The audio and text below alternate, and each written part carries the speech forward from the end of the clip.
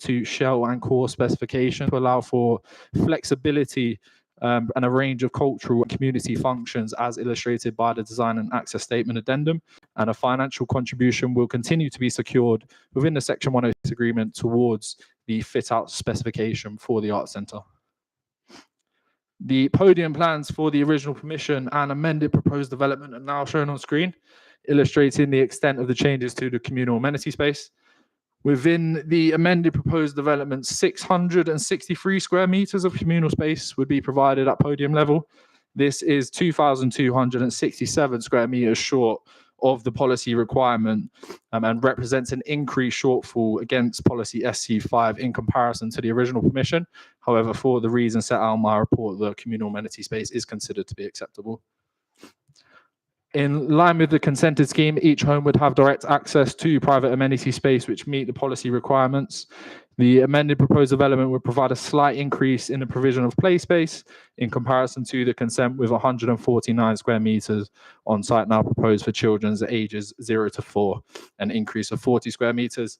And again, while the play space is below the policy requirement, given the constraints of the site and the context of the proposal, with the Arts Centre occupying the entirety of the site footprint, and given the shortfalls in the consented scheme, this is considered acceptable. For the internal quality of accommodation, all proposed homes meet or exceed the minimum floor space requirements.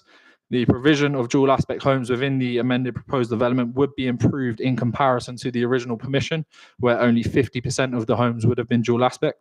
Within the amended proposed development, all new homes would be dual aspect, with 20% being triple.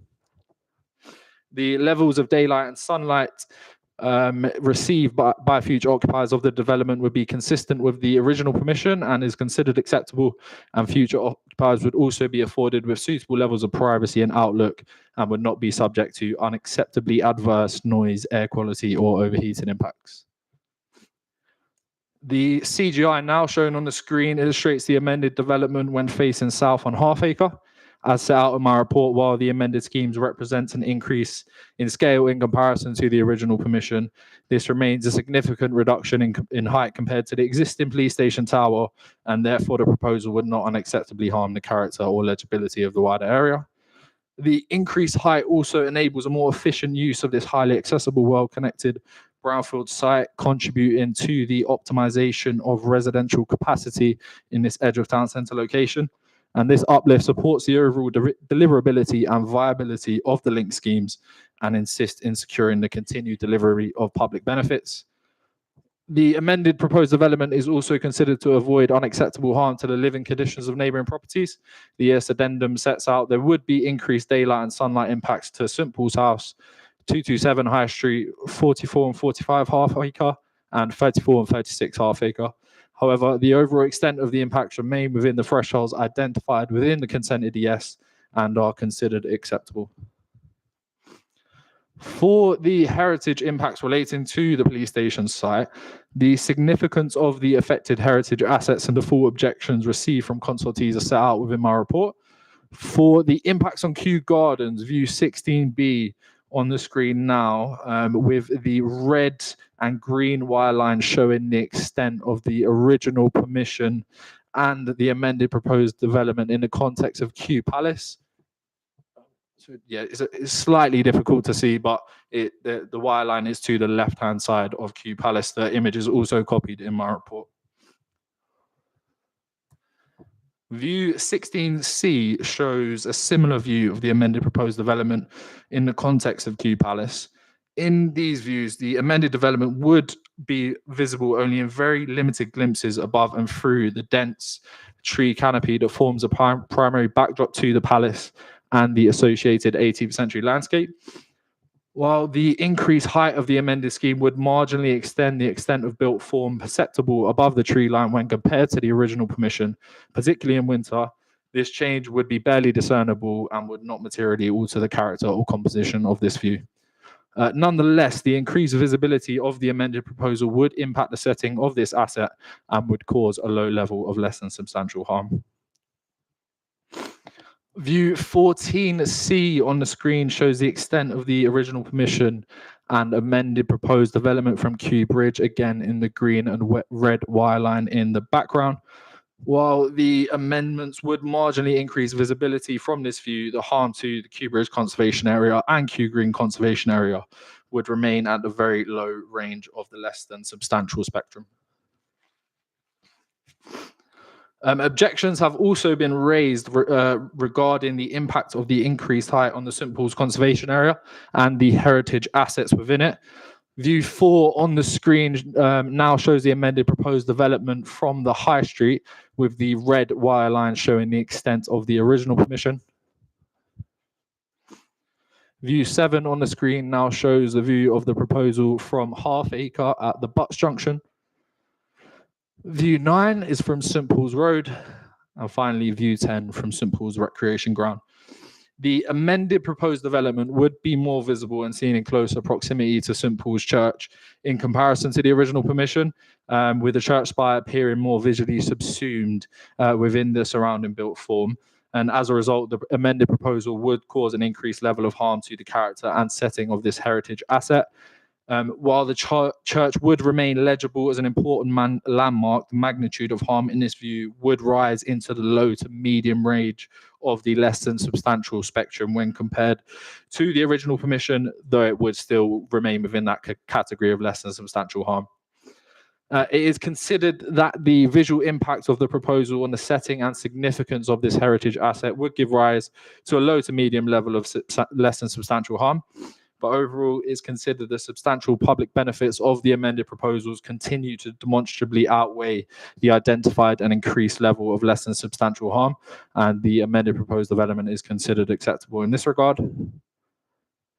Turning to the Albany Riverside site, the image on the screen now shows a CGI of the proposed High Street frontage, and the screen now shows the proposed Riverside frontage. Regarding the quality of accommodation at this site, all proposed homes would meet or exceed the minimum floor space requirements, and 58% of them would be dual aspect. The levels of daylight, sunlight, and overshadowing are also broadly consistent with the original permission, and future occupiers would not be exposed to unacceptable adverse effects regarding noise, air quality, or overheating. The amended proposed development would also improve the relationship between habitable rooms within the development, with increased separation distances in some locations, although a condition does remain necessary to secure further privacy screen details. The image now shown on the screen highlights the differences between the site-wide landscape strategy for the original permission and the amended proposed development. The amended proposal continues to deliver a high-quality public realm and landscape strategy that builds on the principles of the original permission. The public realm and landscape measures contribute positively to the character, functionality, and amenity of both the development and the surrounding area, and is considered acceptable in this regard. In line with the consented scheme, each home would have direct access to private amenity space, which would meet the requirements set out by the relevant policies in almost all instances, with my report justifying the transgressions for the 3-bedroom, 5-person units across all floors within Block D. The communal amenity space and play space provision associated with the amended development would also be broadly consistent with the original permissions, and it is considered acceptable. The images now shown on the screen illustrate the differences between the footprint and height of the amended proposed development and the original permission. In the upper image, the hatch line represents the approved footprint, with the brown mash showing the extent of the amended proposal. The alterations to the footprint assist in softening the relationship between neighbouring properties and the habitable rooms within the development by virtue of the increased separation distances in some locations, whilst also ensuring the overall form and perception of the development remains consistent with the original permission. The bottom image illustrates the changes in height, with marginal changes to blocks A and D and an additional story added to block E. Overall, the amended proposed development would not materially alter the design quality, townscape impact, or overall spatial composition established by the original permission. The architectural approach retains a strong and consistent identity through its refined proportions, robust palette, and high-quality detailing, ensuring the scheme be read as a cohesive riverside development. Turning to the heritage impacts relating to the Albany Riverside site, the alterations to the height of the development would have an impact on the setting and significance of the relevant assets. And again, the significance of the affected assets and the full objections received are set out within the main report. For the impacts on Kew Gardens, view 16 on the screen now shows the approach to Kew Palace facing northwest. This view of the amended proposed development, which is shown in the red wire line, demonstrates that the proposed increase in height at Block E would result in a notable breach of the tree line and increased visual prominence of the development in the context of Kew Palace, resulting in a significant increase in harm, but remaining within the middle of the less than substantial spectrum in line with the original permission. View 17 shows a further view of Kew Palace looking northwest. The amended proposed development would result in a very slight increase in visibility of Block E during the winter months when foliage is reduced. Planting and tree cover around the palace would continue to prevent more extensive views at close quarters in both the summer and winter months. View 18 captures Kew Palace from the orangery. The proposed amendments would result in a slight increase in the visibility of the eastern block from this view, particularly during the winter months, again, when the trees are not in leaf. This marginal increase in visual prominence would lead to a minor increase in harm to the setting of Kew Palace compared to the consented scheme. View 9 shows Kew Palace from the path junction within the northern part of the gardens. This view shows the proposal would feature on the left-hand side of the view between Kew Gardens and Kew Cottages at and above the tree line. Whilst the upper levels would be visible in the summer, the impact would be more appreciable in the winter when the development would be visible through the tree line that sits between the palace and the cottages. View 20 is from Kew Palace within the formal garden at ground level facing towards the subject site. The amended proposed development would result in the development being slightly more visible than the original permission. This introduces a small additional degree of visual impact on the setting of the palace. However, the change is modest and the additional story would not materially alter the overall perceived scale or prominence of the development in comparison to the consent within this view. And overall, it's considered that the visual impact of the increase in height related to the amended proposal on the setting of Kew Gardens World Heritage Site and the assets within it would give rise to a medium level of less than substantial harm in line with the original permission. The amended proposed development would also increase the visibility from within the wider setting of Kew Green Conservation Area in a limited number of river-based views, including from the Thames Path near Kew Bridge, as shown in view 12 on the screen. However, when experienced in these views, the development would continue to be perceived as a part of an established urban riverfront context beyond the conservation area boundary and set on the opposite side of the Thames. Considered alongside the existing and consented development, the amendments would only result in a small incremental change in the visibility of the built form within the wider setting of the conservation area. While the proposal would be visible, particularly in views across the Thames from Kew Bridge itself, the difference between the original permission and the proposal at hand would not result in any materially greater impact, as is illustrated by the red and blue wire line in view 11 on screen now. The amended proposed development, again, would be experienced as a part of a distant backdrop rather than a dominant or intrusive element within the conservation area itself, and would give rise to a less than substantial harm within the very low range of the spectrum. When compared to the original permission, the amended proposed development would give rise to a limited increase in heritage harm, arising principally from the additional story to Block E and resulting increase in visibility within a small number of sensitive views. However, the degree of harm would remain within the same thresholds previously identified by the Inspector and Secretary of State, namely less than substantial at the middle end of the spectrum in relation to Kew Gardens and less than substantial at the low end of the spectrum in relation to Kew Green Conservation Area.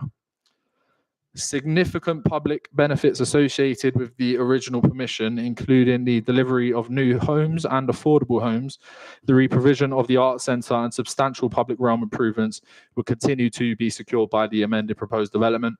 As previously concluded by the Inspector, these benefits attract substantial weight. When the identified less than substantial harm is weighed against these substantial public benefits, the plan and balance remains favourable, and accordingly it is considered that the public benefits of the proposal continue to clearly and demonstrably outweigh the identified heritage harm, and the proposal is therefore considered acceptable in heritage terms. The amended proposed development would also facilitate improvements of Waterman's Park at the interface with the proposed commercial unit, as illustrated on the screen. The improvements to this edge of the park include the retained and new trees, landscaping and seating, will provide a clear and attractive interface between the development and Waterman's Park. This landscape transition would help to integrate the proposed cafe, encouraging casual interaction and passive surveillance while maintaining a connection to the park.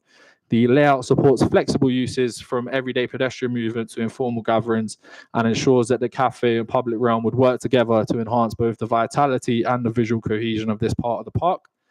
Furthermore, the submitted arboricultural impact assessment and supporting information provides full details on the condition and specification of the existing trees on the site, as well as the providing reasons for their removal. The assessment and justification provided in the report demonstrates the removal of the 11 trees is necessary to facilitate the development and is considered acceptable in this regard, particularly given the net increase of 50 trees. To conclude, the proposals together would deliver 330 homes across the two linked sites, including 57 affordable homes, all on the police station site, 20% of the overall accommodation by habitable room in line with the original permission. The amended proposed developments would continue to deliver the substantial public benefits associated with the original schemes, namely the reprovision of the Arts Centre and the regeneration of two brownfield sites to provide high-quality new homes, including affordable homes. While there is an increase in harm relative to the original permissions due to the heritage impacts and the increase in the anticipated number of residents on both sites, the substantial public benefits continue to significantly and demonstrably outweigh the identified harms, and both applications are therefore recommended for approval. Thank you, Nathan. I'd like to ask members if they can have any questions for the officer. Dan? Thank you, Nathan. Could you just go back to the trees again? Just explain how many are being removed, and you said there's lots more being added. Apologies. In this view, I'll just move my cursor. In fact, you can't see my cursor on the screen. In the top right-hand corner of the image, there are 3 trees and 2 darker green trees. The 3 trees at the top right-hand image, they're retained trees, and the 2 trees beneath it are new trees. Currently, in the position of those 2 darker green trees and another tree next to it, there are 3 trees in that location, which do need to be removed to facilitate the proposal, but then 2 would be replanted back in that location following the construction. 2 new ones. 2 new ones. I guess the concern is with Waterman's Park. It's built on a former gas works. Quality of the soil is very poor. It's estimated to be less than 1 meter in depth. When new trees get planted in Waterman's Park, they more often than not fail. Last year, 5 new trees were planted. They're now dead. So I'm concerned about us taking out healthy established trees. If we could guarantee they're going to be replaced with trees that will flourish, that's acceptable. But I wonder what, if they're going to plant just a whip or something and expect it to do well, it probably won't. So is there a bit of teeth we could put on the conditions regarding trees? Yes. So with the landscaping conditions, we can incorporate elements to ensure management over a period of time. So we can review the wording of the condition to ensure that typically over a 5-year period, if any damage or death to a tree is caused, then the developer would be expected to replant those. So we could include that as a part of the permission. In terms of the replanted trees, the suggestion is it would be 2 mature trees that would be replanted as shown on the plans. And we would expect to see further details on how they would be maintained as well. So only 2 out of, did you say it's 50 new trees? A net increase of 50 trees. Net increase of 50, but only... I'll just go to the section of my report, Sure, if that's sure. okay. Yeah.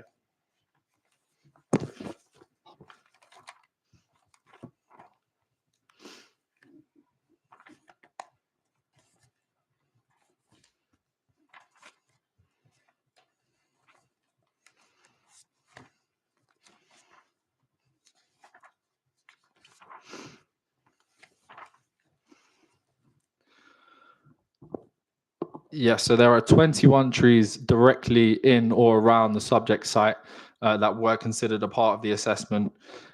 3 of those trees to be removed. 3 individual trees, sorry, to be removed, and then 3 further trees within a grouping. And then there are 12 clear stem adjacent, 61 new trees to be planted, so a net increase of 50. And of those 61, is it just 2 that will be mature trees? No, it's illustrated that there will be a range of mature trees included. So the planting schedule includes 12 clear stem accent trees, 28 multi-stem trees, and 12 small multi-stem shrubs. And how many of those will be mature trees? How many of them will be tiny? Do we have a breakdown on that? So I think it's the suggestion that the 12 clear stem accent trees would be the mature ones. Thank you very much. Councillor Mills? I've got a few questions, if that's all right, Chair. We'll just do one by one. Firstly, just a quick one. The 1.92 million and 106 contributions, just is that CPI linked? Just the concern is that this could drag on for some time, that we will make sure that we will get that cash in the future at its current value. So as a part of this application, if we recommend it for approval, the deed of variation, it will be the existing 1.9 million that we secured. That's what we've negotiated to retain that 1.9 million. So it won't be increased beyond that. Okay, thank you. That's a shame, but that's fine. Could you explain the 80% occupancy?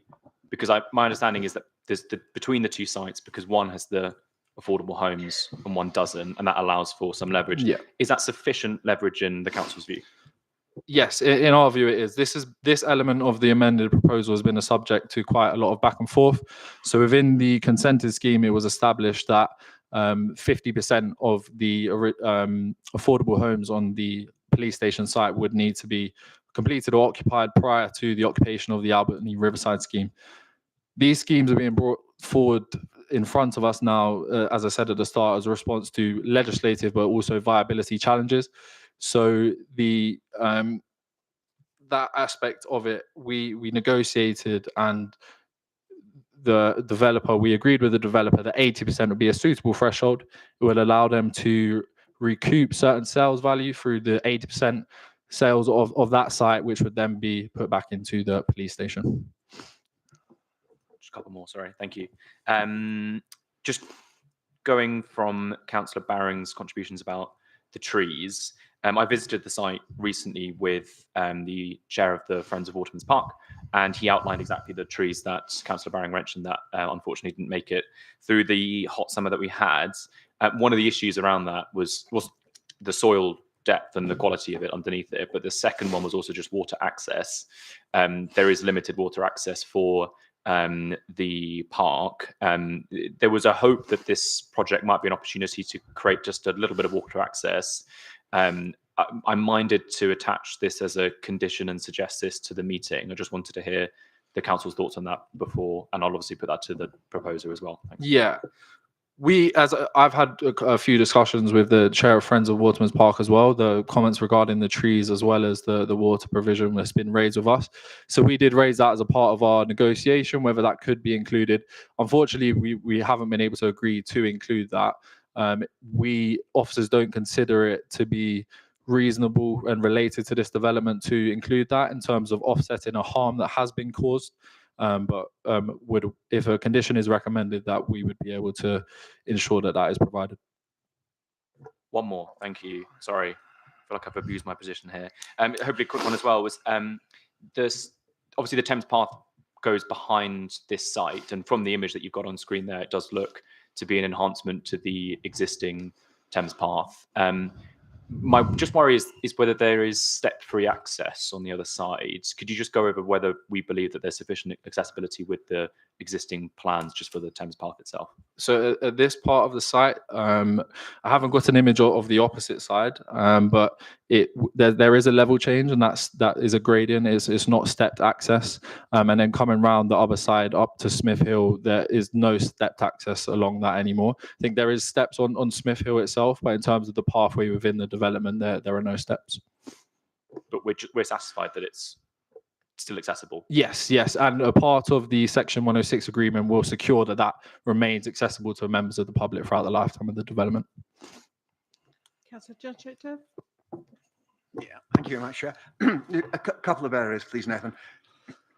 Obviously, a number of people who have written in about this, they've centred on the many things, but also the Arts Centre in particular. I just want to make sure my understanding is from what you've put in your report. The cinema has been removed from the Arts Centre Yes. because it's felt that the Everyman that's already appeared in Brentford, there would be no need for that, and there'd be a competition with an existing facility. Yes, partly competition with an existing facility, but then again, given that there is a cinema in the town centre now, it's an opportunity to expand the cultural offer a little bit further, rather than again replicating or competing with that. Okay, and the next question on the Art Centre, which there's a lot of talk in various papers about this, but who at the moment is expected to take on responsibility for that art centre and the management and the actually running it and putting events on? So in terms of the actual putting events on, that will be an art centre operator. So it will be operated not directly by the council, but by an entity such as Waterman's Park, for example. The council will be involved in the deliverability of the scheme. I'm not the best place to answer in terms of how much involvement we will have. The land on the Albany site is council-owned land, and there's contracts in place in terms of the value that the council will retain from that. But in terms of the operation of the Arts Centre, it will be its own entity. So that with the model that existed already, Yeah, similarly, the council will be involved in the specification, in appointing that entity, but it won't be run by the council. Okay, and the other area is Waterman's Park itself. Clearly, with this development and a significant increase in housing, it wouldn't be unreasonable to expect that the use of Waterman's Park is going to increase quite significantly. Is there any thought of improving the facilities in the park in terms of expanding the children's play area, putting in things like possibly a toilet or drinking facilities, access to the cafe, etc.? Yeah, so within the original permission, there were similar shortfalls in the level of communal space and play space proposed. And the original permission didn't secure any financial contributions towards the park. So the part of my balance and exercise is the comparative level of harm between the current proposal and the amount of people that would have been brought to the site through the original permission wouldn't warrant us to get a financial contribution based on those differences and what's been established by the original consent. That being said, we did want to really maximize the opportunity this development provides in terms of the relationship with the park. Previously, the development wouldn't have secured any improvements, whereas the improvements now shown on the screen outside of the red line boundary will directly be delivered by the developer, which we see as a public benefit, which would assist in mitigating that harm. And then in terms of the commercial unit itself, it will be open to the public. I think there was a request for the toilets to be completely open to the public. We aren't able to agree that, but the toilets would be available to use for customers of the cafe. Councillor Dan Barron. Can I just go back to this water access? You said that you couldn't agree it with the developer, and it sounded like there was an issue there. I mean, I'm a bit of a loss. So how hard is it to whack a tap on the side of a building? Why is it an issue?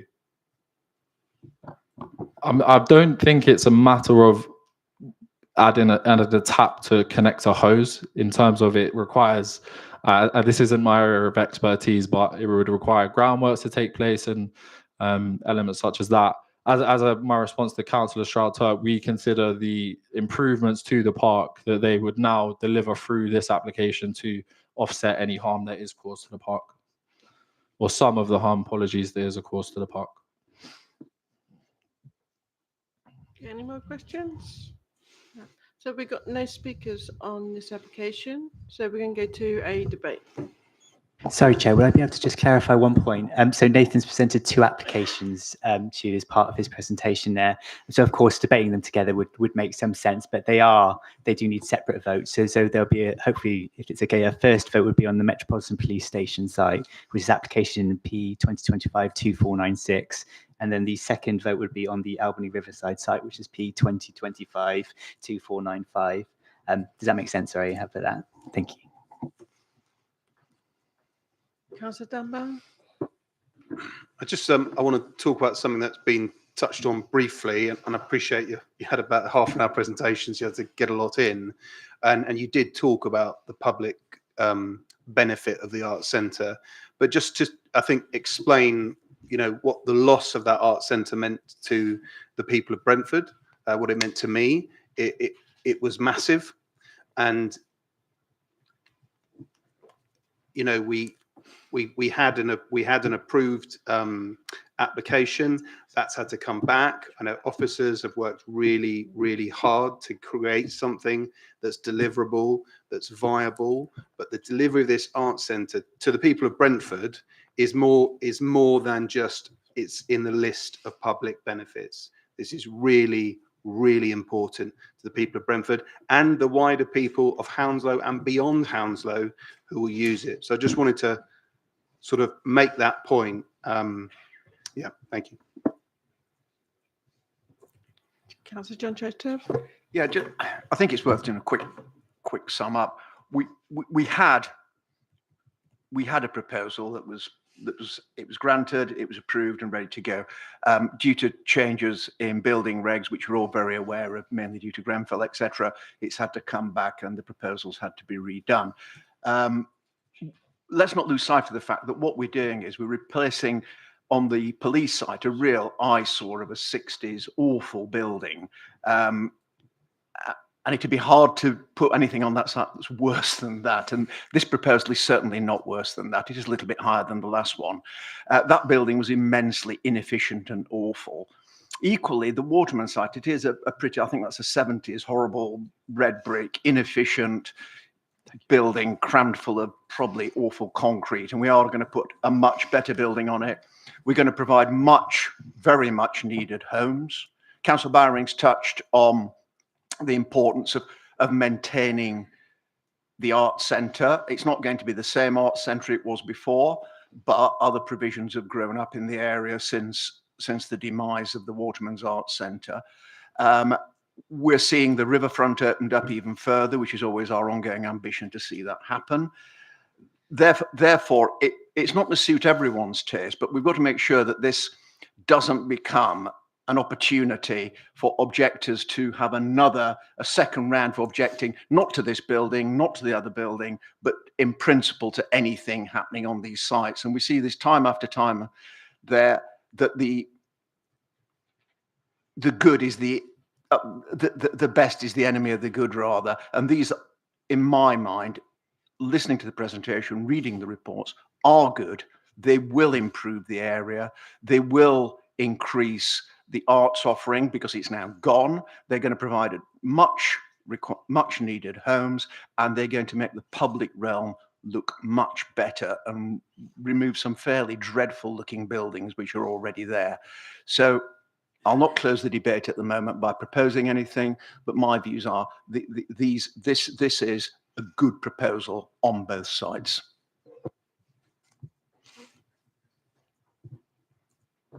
Anyone else? Anyone want to propose anything? Okay, in that case, I'll move to approve. Second now? Dan. Yeah, I'll second it. And I don't know if we want to consider any conditions. That might be worth a conversation. Chair, just to check, this is the debate on the police station site first, because I'm holding my contributions for the Albany site. Yeah, let's do the police station Sorry, first. move to approve on the police station site. I should have been more explicit.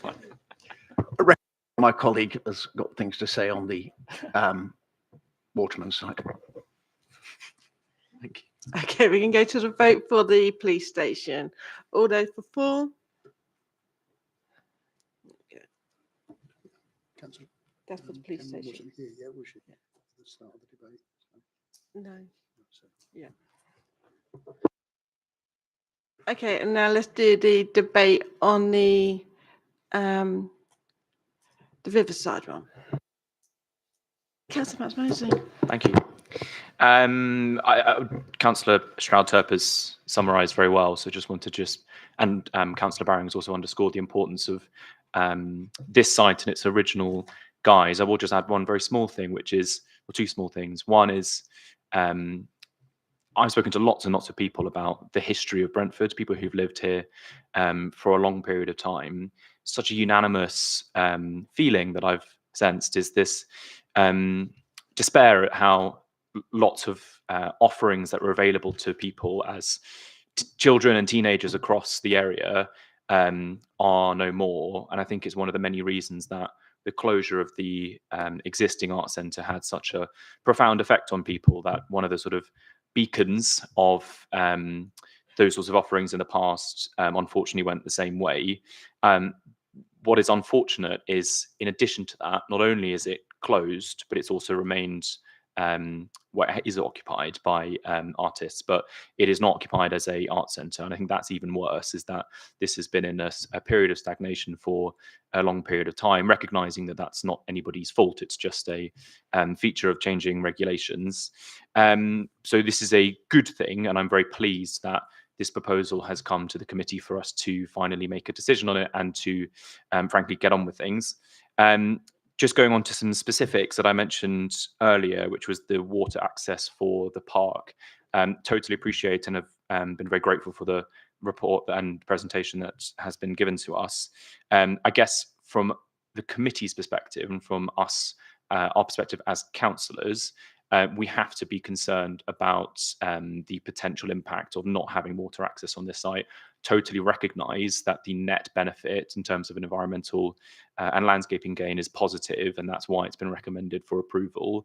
I am still concerned, though, that there is not going to be sufficient water access on this site, and I see this a little bit as an opportunity for us to fix some sort of underlying issues with what is a very challenging landscaping site, and is also, like I mentioned earlier, an important space for people to go to, which is unfortunately limited. So I'm keen to make sure that water access is given. I'm happy to be guided by members and officers on the wording of any proposed condition.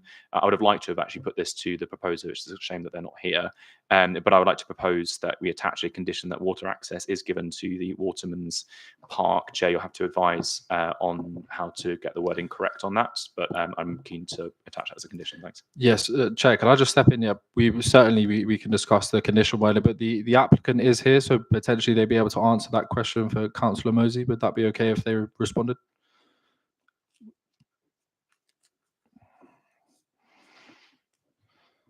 Yeah, I mean, yeah.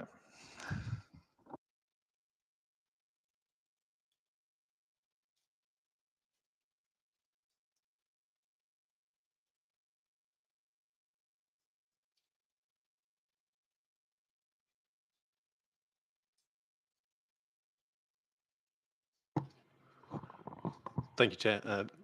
Sorry, just spoken to my client, the applicant. They're very happy to explore the ideas of a tap, and I think what it sounds like they think is certainly possible. So they'll be happy to accept a condition, at least to explore. But I think the expectation is it probably would be able to do it. So when it comes to us putting a condition on, what I would propose is that at the very least that there is some water access via be it a tap or even two taps, who knows. But just to underscore also from my conversations with the Friends of Waterman's Park, the issue around the water access is not just from where the proposed site is, but it goes quite deep into the park itself. So recognising the contribution that the officer made, that there may be some tunnelling works, and I'm reluctant to add on costs at such a late stage for you, but it is something that's important to us as a community. Thank you, Councillor. I think that's why we'd like to suggest a feasibility study, simply because we've discussed the contamination in Waterman's Park. We haven't done any tests beyond our own red lines. I've got no idea what's under the ground, so I don't think we'd want to promise something that we don't know if we can deliver it or not. So if the committee were willing to accept that, then we're very happy to explore.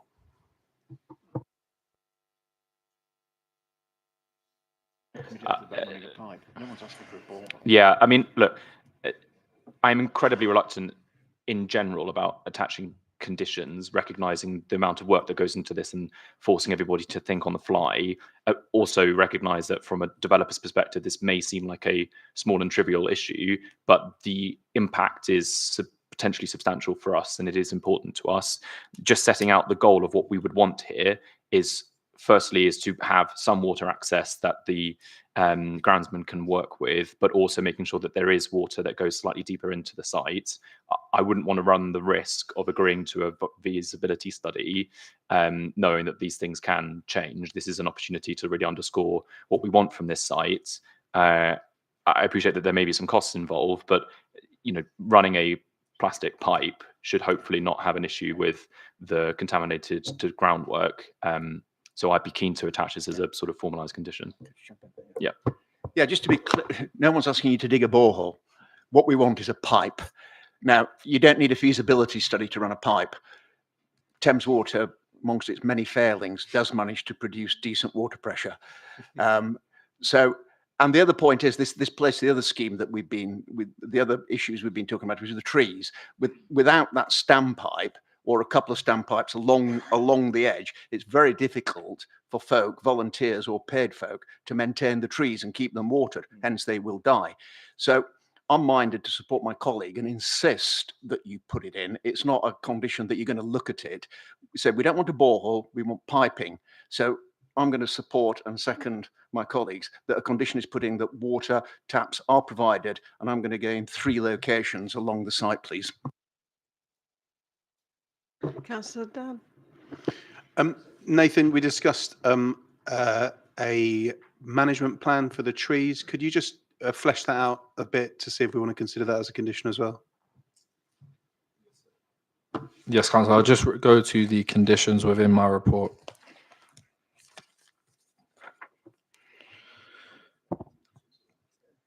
So condition 8 of the main report regarding hard and soft landscaping, there's a number of bullet points that state what their landscaping plan must include.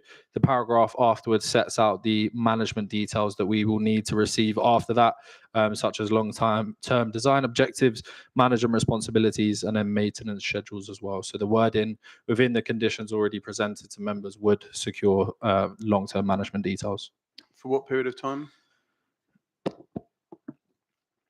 The current wording is for the next 3 years.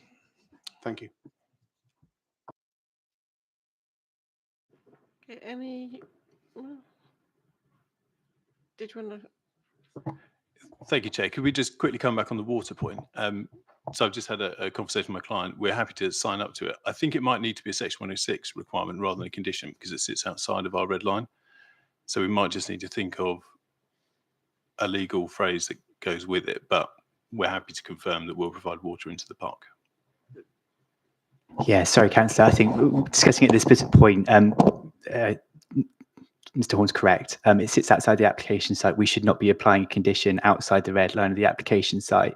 A Section 106 agreement would be a possible way for doing that. It may be considered an unreasonable addition to the Section 106 agreement.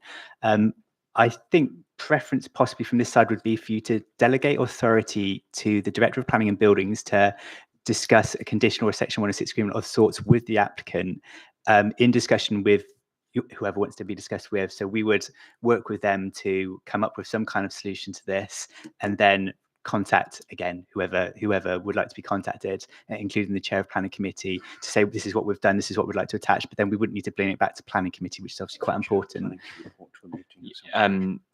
Two things. Well, 3 things. Number 1, that seems perfectly reasonable to me. Number 2, just recognizing that we would be asking for water access. One of them would be within the red line. I don't know if that complicates things somewhat and creates 2 competing goals, but I'm just recognizing. I'll be guided by you on whether that's makes things more complicated. And number 3 can be involved with the chair of planning committee in that process. Of course, yes, yeah. You would always be involved in that. Sorry, is this publicly accessible water, or is it just accessible for the groundsman? Just for the groundsman. Just for the groundsman. Thank you. Yeah, just through the chair, I just wanted to clarify the ownership position because we might be actually agreeing to something that we can't deliver. Do we know who owns the land? Where the taps? Yeah, where the tap's going to go? The council, the landowners for the park, and we would. Given there's no plan in front of us, whether the actual connection was in the red line boundary or outside the red line boundary, we not too sure. Yeah. So there's potential for it to be negotiated and agreed. because we don't want to have to come back to committee. That's the. We don't need to exclude members from the decision making. Of course, it'd be in discussion with the chair. But yes, if that's okay, if members would be amenable to that's what we would suggest. Then that's what I would propose, and I would just want to thank officers and the developers for thinking on the fly on this issue. Thank you. Councillor Dunbar. I agree. Delegated responsibility is probably the best way to go, and I'm sure you'll be successful. But in the incredibly unlikely chance that you're not, could we have a fallback position of a tap within the red line as a condition? Because if we delegate it and for whatever reason it doesn't work out, then we've got no water at all. So I'd suggest we need a fallback position as a condition.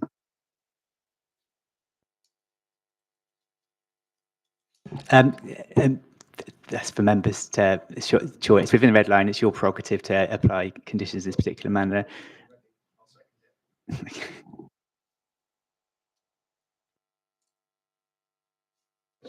So just to be clear, what we are, forgive me, what we are proposing is a condition that there is a tap within the red line to fulfill legal obligations, and second, which is delegated powers to explore extending that water access through to the park. That's correct. And so it'd be along the lines of prior to first occupation, prior to a certain threshold in time, a tap will be installed, which is accessible to. That would be your condition. And then, yes, we will then discuss and consult with the chair on extending it beyond those grounds. Proposed. Okay, shall we move to the vote then? All those for 4? With the conditions. Against. Thank you. Okay, we have a unanimous. Sorry, Councillor Cameron, but you missed the beginning, so I'm afraid I can't count your vote. So, though I know it's Bill, did annoying she- because you heard most I of it. think but she you was here missed the before the start. presentation began. Were you? She was late to the meeting, but before the presentation began. Right. My apologies. In that case, your vote does count, and we have a unanimous vote, 8 in favour of the police station, none against, no abstentions, and 8 in favour of the amended proposal for Albany Road.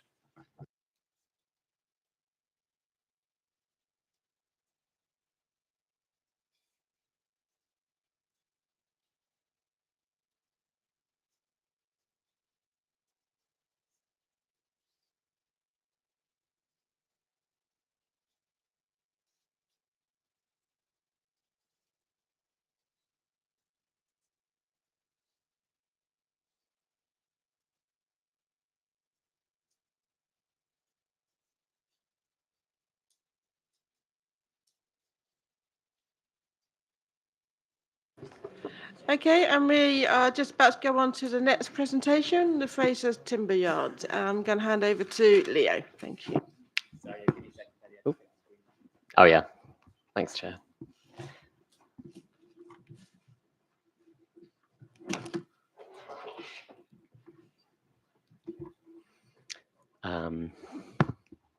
Good evening, everyone. Matthew's going to kindly run through the slides, hopefully in the same sequence as my presentation, but we'll see how that goes. I'll let him know if not. So this application is being referred back to Planning Committee following a previous resolution to grant on the same application back in June 2024, which seems like a long time ago now. The application has been revised considerably since the original submission in light of financial viability issues from affordable housing registered providers regarding the additional regulation to be met for high-risk building under the Building Safety Act 2022. The original design and other elements of the scheme have therefore been revised quite extensively to result in a building of reduced height, which now sits below the Health and Safety Executive Gateway 2 threshold of at least 18 metres or 7 stories high when measured from ground floor to the height of the top occupied floor. For those not familiar with the site, it contains currently a pair of 2 to 3 story warehouse buildings, which are located on the southern side of the Ham, close to where it passes under the road bridge on Augustus Close. The buildings are perpendicular to one another, but attached, and there is a yard to the rear facing onto the canal. The site is bounded by the Ham to the north, the Grand Union Canal to the south and east, with Syon Park beyond, and Shire Place, a residential block, to the west. The prevailing building heights in the area are generally low-rise on the Ham, of no more than 4 stories at Shire Place, although there are taller buildings of varying heights, up to 9 stories at the Brentford project, which is just on the other side of Augustus Close. The prevailing character within the Ham is light industrial at the moment, although there are quite a few exceptions to that, which are found in the residential scheme at Shire Place, which is immediately adjacent, and a few other uses, including a nursery further down the Ham. A different character is found within Brentford Town Centre, of course, many of us have been, which is obviously to the north, and that has a residential and commercial character, being a key office location and with a main shopping area. The site falls within the Grand Union Canal and Boston Manor Conservation Area, and it is also located within view of listed buildings and parkland at Syon Park, in particular the Grade 1 listed Flora's Column and Royal Botanic Gardens Kew World Heritage Site in the distance. The site also falls within the Thames Policy Area in Flood Zone 3A and is classified as an industrial history site. The site is not an allocated site in either the current or the emerging local plan. So just to run on to the, if you can just run through the rest of the visuals. So just for reference, this is a view taken from a site visit to a property at Calville House at the time of the original version of the scheme. So you can see the yard quite clearly, and that's obviously, yeah, with the parkland in the distance. And then this is obviously from looking in the direction of the Ham from the Brentford project.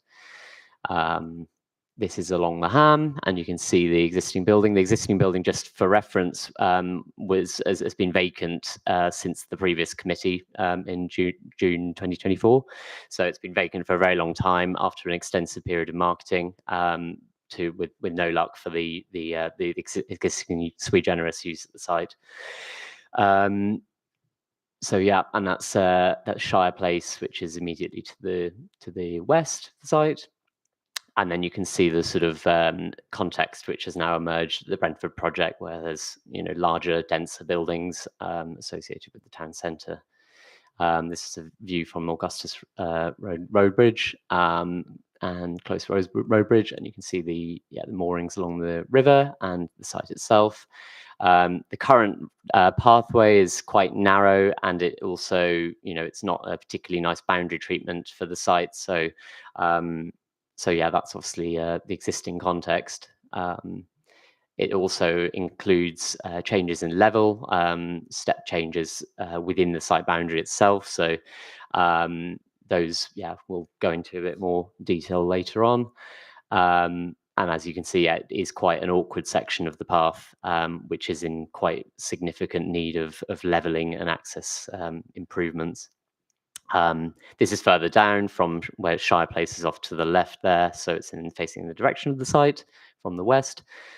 Likewise, you can see the existing quality of the building. It's quite poor, in poor condition. And yeah, just looking at the boundary between the two sites, so you can see the residential windows on the side and the main building on the right. And yeah. This is just all for context, really. I probably included slightly too many photos. This is slightly outdated now because obviously those blocks are completed. So apologies for that.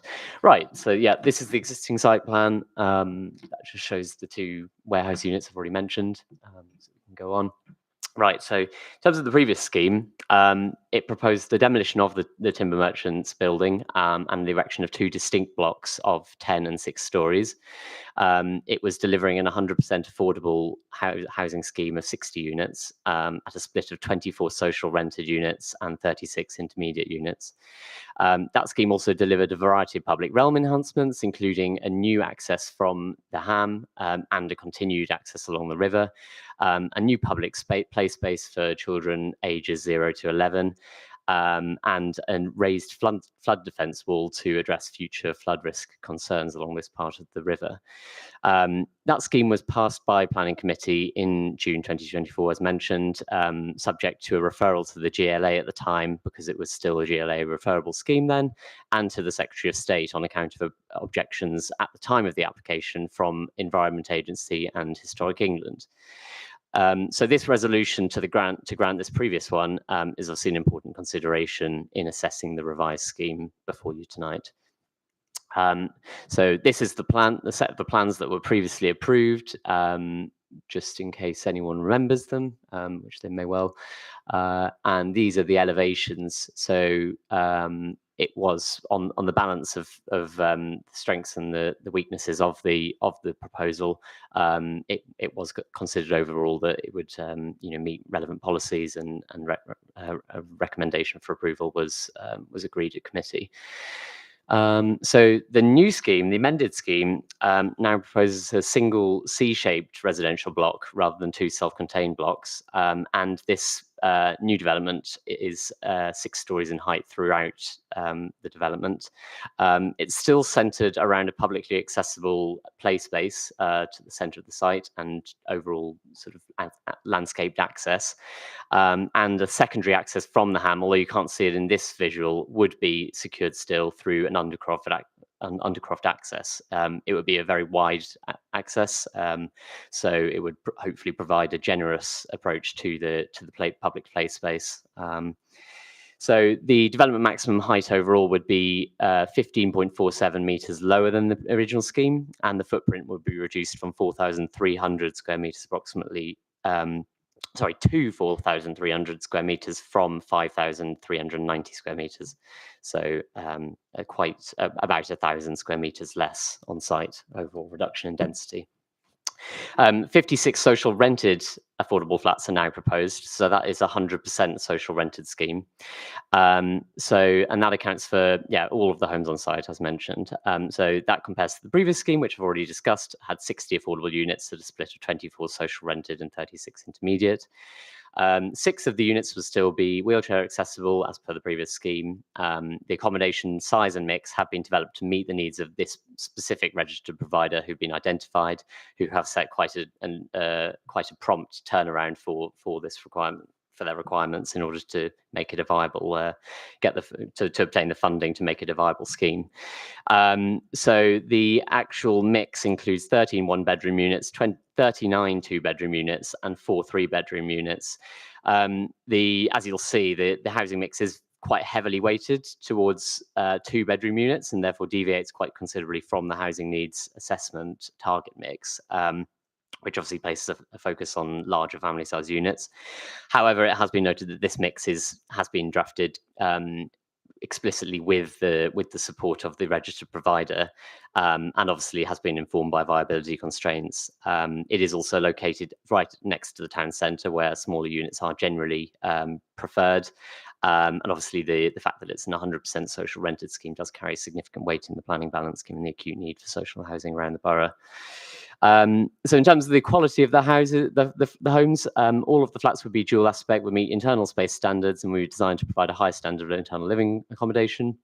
All of the units would have private balconies, either outward facing or gallery side, and the scheme would benefit from 250 square meters of dedicated public play space. So that would serve both the occupiers of the proposed building and also others in the area. That play space is still targeted largely at age groups 0 to 11. And a further 200 square meters of landscape space around the site would be provided, in addition to the improved Thames path that would be levelled throughout.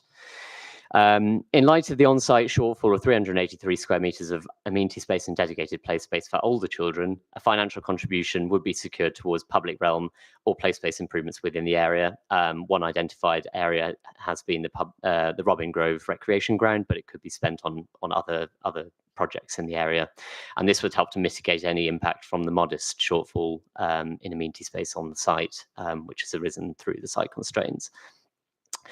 Access to the site would be taken directly from the Ham, as per the existing situation in the previous scheme, with residents and visitors approaching via the Undercroft or the Thames Path and entering the building via a single communal lobby, which is just next to the Thames Path at the south of the site. General vehicular access to the central corridor would be restricted via bollards, which would only be lowered for servicing and maintenance needs.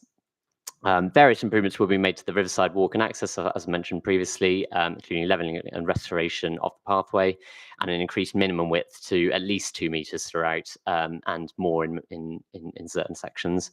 Landscaping has been proposed to ensure a high-quality animated route with planting and decorative features and murals along the river wall to hopefully enhance that sort of route through the site. 2 blue badge parking spaces would be provided if demand required from the outset. These would be located on existing parking bays on the street, with provisions put in place to secure up to 4 further spaces as part of a Section 106 clause should demand arise in future. So that would account for the 10%. And a total of 109 cycle parking spaces would be provided on the site, and all at ground level. So it is also proposed as part of this scheme, as per the previous one, to raise the existing flood defence wall that borders the southern boundary from its current level of approximately 5.94 metres AOD to 6.7 metres AOD, which basically matches the base height of the first level of the residential accommodation.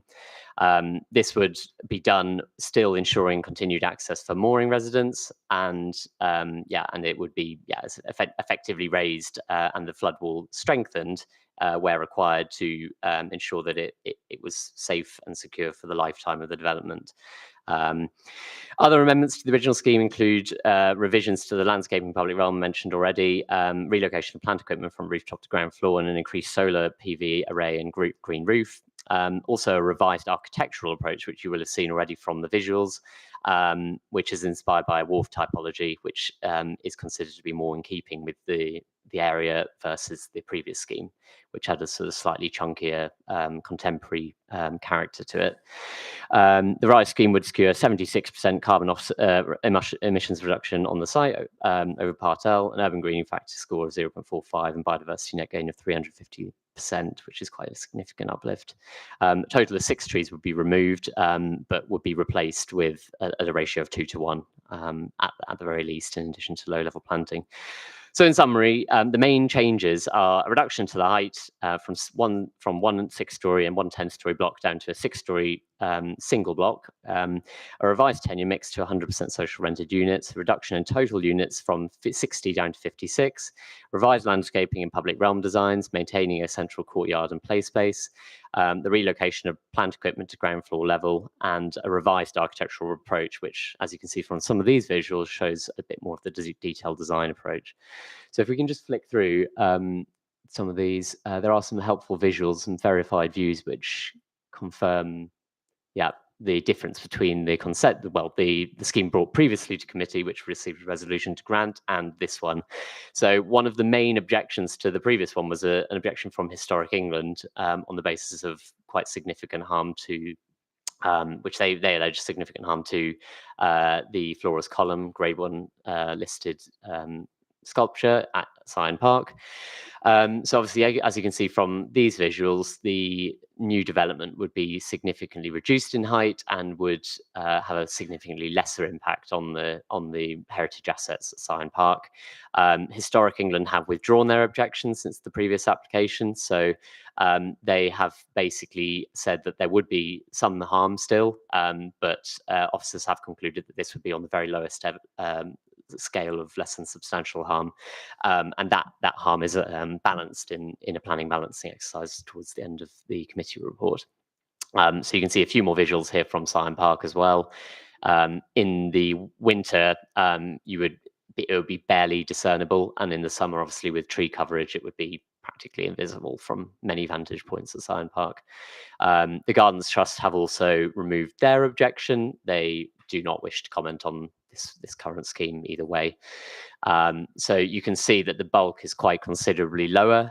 This aligns with the design codes, SPD, which basically sets a lower range of heights for the ham, and the conservation area appraisal does the same.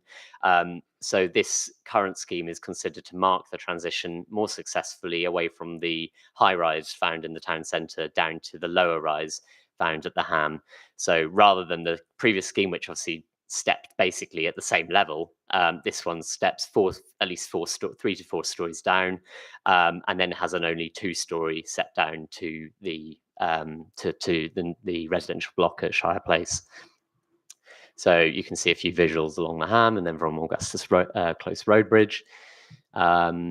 And last but not least, yeah, this is a visual comparison between the previous and current scheme. So I've mentioned the Historic England lack of objection now.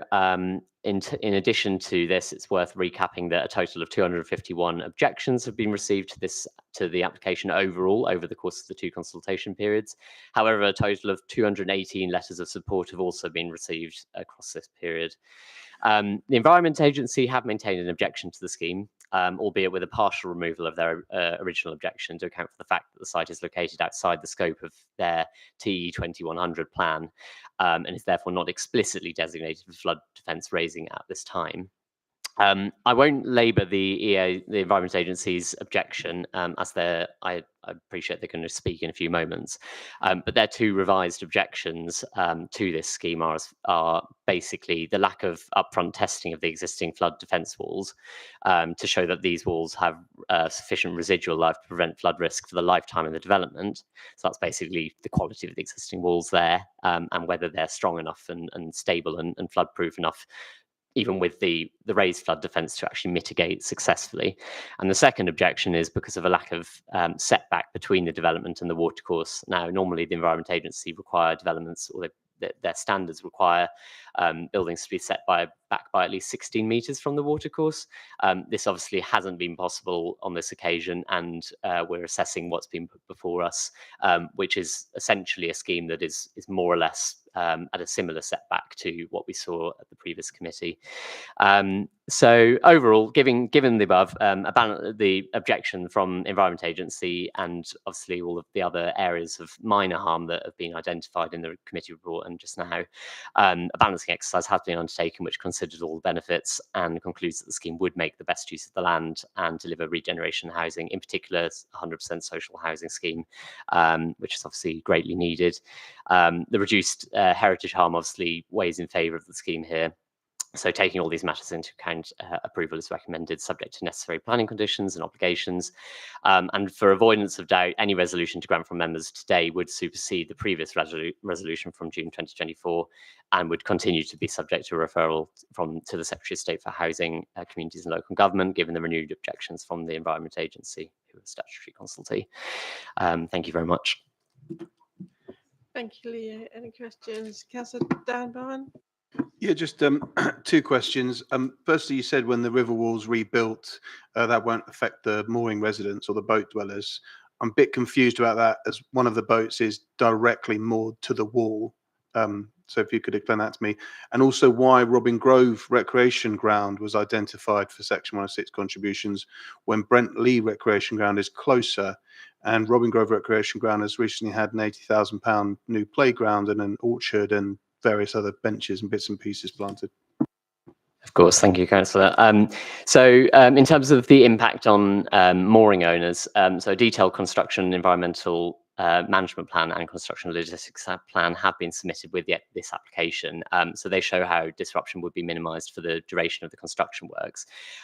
It is part of the scheme that one of the boats would need to be moved temporarily, and I believe that discussions have been held with the owner of that mooring, and obviously will continue. And yes, in any case, though, the 2 plans do show that access would be maintained for all of the other mooring residents along this section of the river, and further controls would be put in place to protect residents and boat owners' amenity throughout the construction works in terms of noise and other things. So I believe that on the site visit that you held with the developer earlier this year, one of the points was to do with the noise associated with the flood defence. So as part of this scheme, we're now proposed a new condition which basically seeks to put a bit more restriction on that, and obviously will also require the applicant to obtain a Section 61 consent, which basically will help to minimise the noise. So we shouldn't have a repeat of the Heidelberg scheme, hopefully. On the point of the recreation ground, quite right that Robin Grove has recently had significant investment. I think at the time of the previous application, we consulted with the council's parks team, and it was recommended that a £50,000. There was a £50,000 requirement for works to improve Robin Grove. It might be that that's been delivered through other means now. So that's why we've kept the contribution open-ended at this point, so that it could be spent on public realm improvements or place space improvements, and that can be discussed further as the scheme progresses to decision. Councillor John Shertoff. Yeah, thanks, Leah. Just when you went through the objections and the letters of support, you did lump them together. So just make sure I've got my arithmetic right. On the original proposal, there was 160 objections and 105 support. Yeah. However, this must be moving in the right direction, because we've now gone to 91 objections and 113 letters of support. And as best you can from the document, I've tried to compare them. Quite a few of the original objections were about height and massing. This is now reduced significantly. Is that correct? Yep. Yeah, that's correct. Yeah. But it also seemed that quite a few of the objections, I don't want to disrespect anyone's objections, but they did look to be rather cut and paste from the original objections without any real reference to the rather significant changes of the plan. Is that just my reading of it, or would you think that's a fair assessment? Yeah, I mean, every resident's entitled to their personal view on the scheme, and I understand that some residents would probably prefer to see a lower scheme on this section of the Ham, where the conservation area appraisal does sort of request lower rise buildings. So I understand the ongoing concerns about the height, but obviously it is a significant reduction in height relative to what we saw previously, and overall sort of the density and the amount of flats has obviously reduced on the site as well. So overall, it is considered to have a lesser impact. But yeah, you're quite right that there are quite a few overlaps with the original ones. Some residents definitely have revisited the scheme, and they've put in quite careful and conscientiously written objections to the amended scheme. So obviously those have been considered. But yeah. So one final question. You mentioned the parking. Currently, the parking is going to be 2 blue badge with an option, if the need arises, to take 4 more. That is it. That's for the parking. It's a car-free development. It's a car-free development, and that will include a provision that there should be no ability for residents to apply for CPZ permissions should a CPZ come into force at a later date, or any that are currently in force there now. Yeah, there would be a parking permit restriction as part of Section 106. Councillor Matsmosey. Yeah, thank you. Just going back to another concern that you mentioned, which was from an environment agency. You mentioned that I think they are here, so maybe I'll keep my more technical questions for them. But just one general question for you on this topic is: are there any changes since this document has been written? Because you mentioned that some changes have been made. So that's question number one. And question number two is, if an issue does remain and it is needed to be a referral to the Secretary of State, what implication does that have on the timeline? So on the first one, sorry, are you asking whether the proposals are changing in respect of flood risk versus the previous scheme? Or maybe I misunderstood. It sounded like there had been some updates to the ongoing conversations since. So an updated flood risk assessment addendum, I think, was provided, and also an additional document which basically looks at the quality of the existing flood wall, but no sort of rigorous testing has been done since that previous scheme, unfortunately, which is a sort of, it's disappointing. It would have been helpful if in the last year that testing of the existing flood defence could have gone ahead, and then we wouldn't be in a position now where the Environment Agency are sort of objecting. However, I appreciate that the costs of that work might have been quite exorbitant, and probably may not have been viable at the time before an actual consent was given.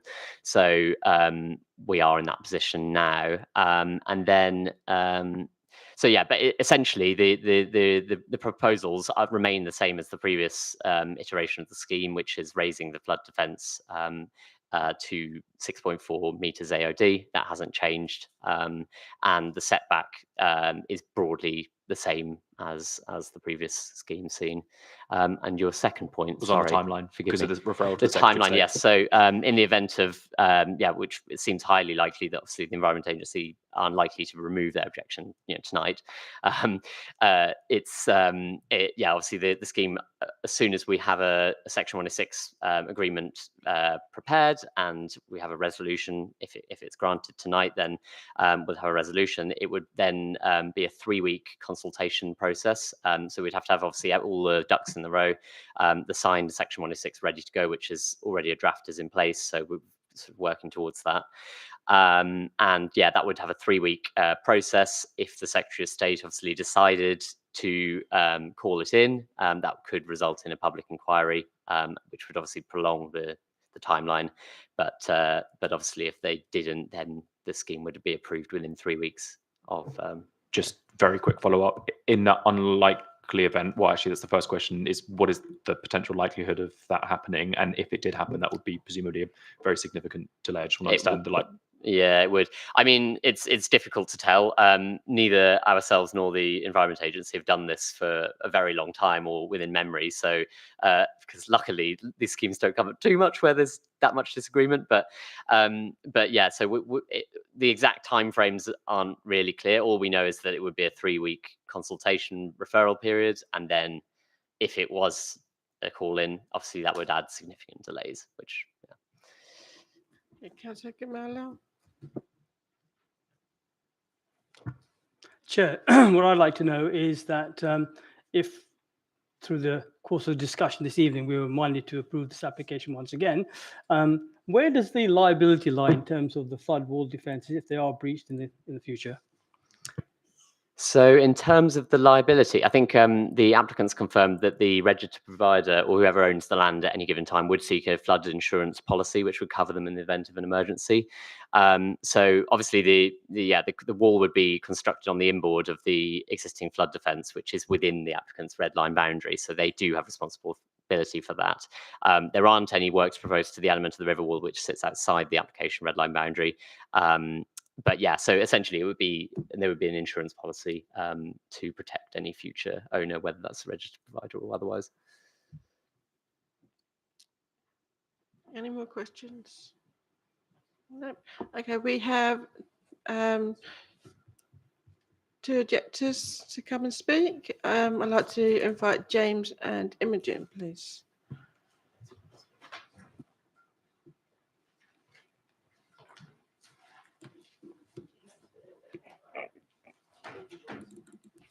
Just to let you know, you'll be given 5 minutes between you. If you can just introduce yourself before you start, and the legal advisor will be timing you, and we'll let you know when you've got 30 seconds left. Okay, thank you. Ready? Yeah. Cool. Hello, everyone. My name is Imogen Naik-Stafford, and I am a planning specialist at the Environment Agency.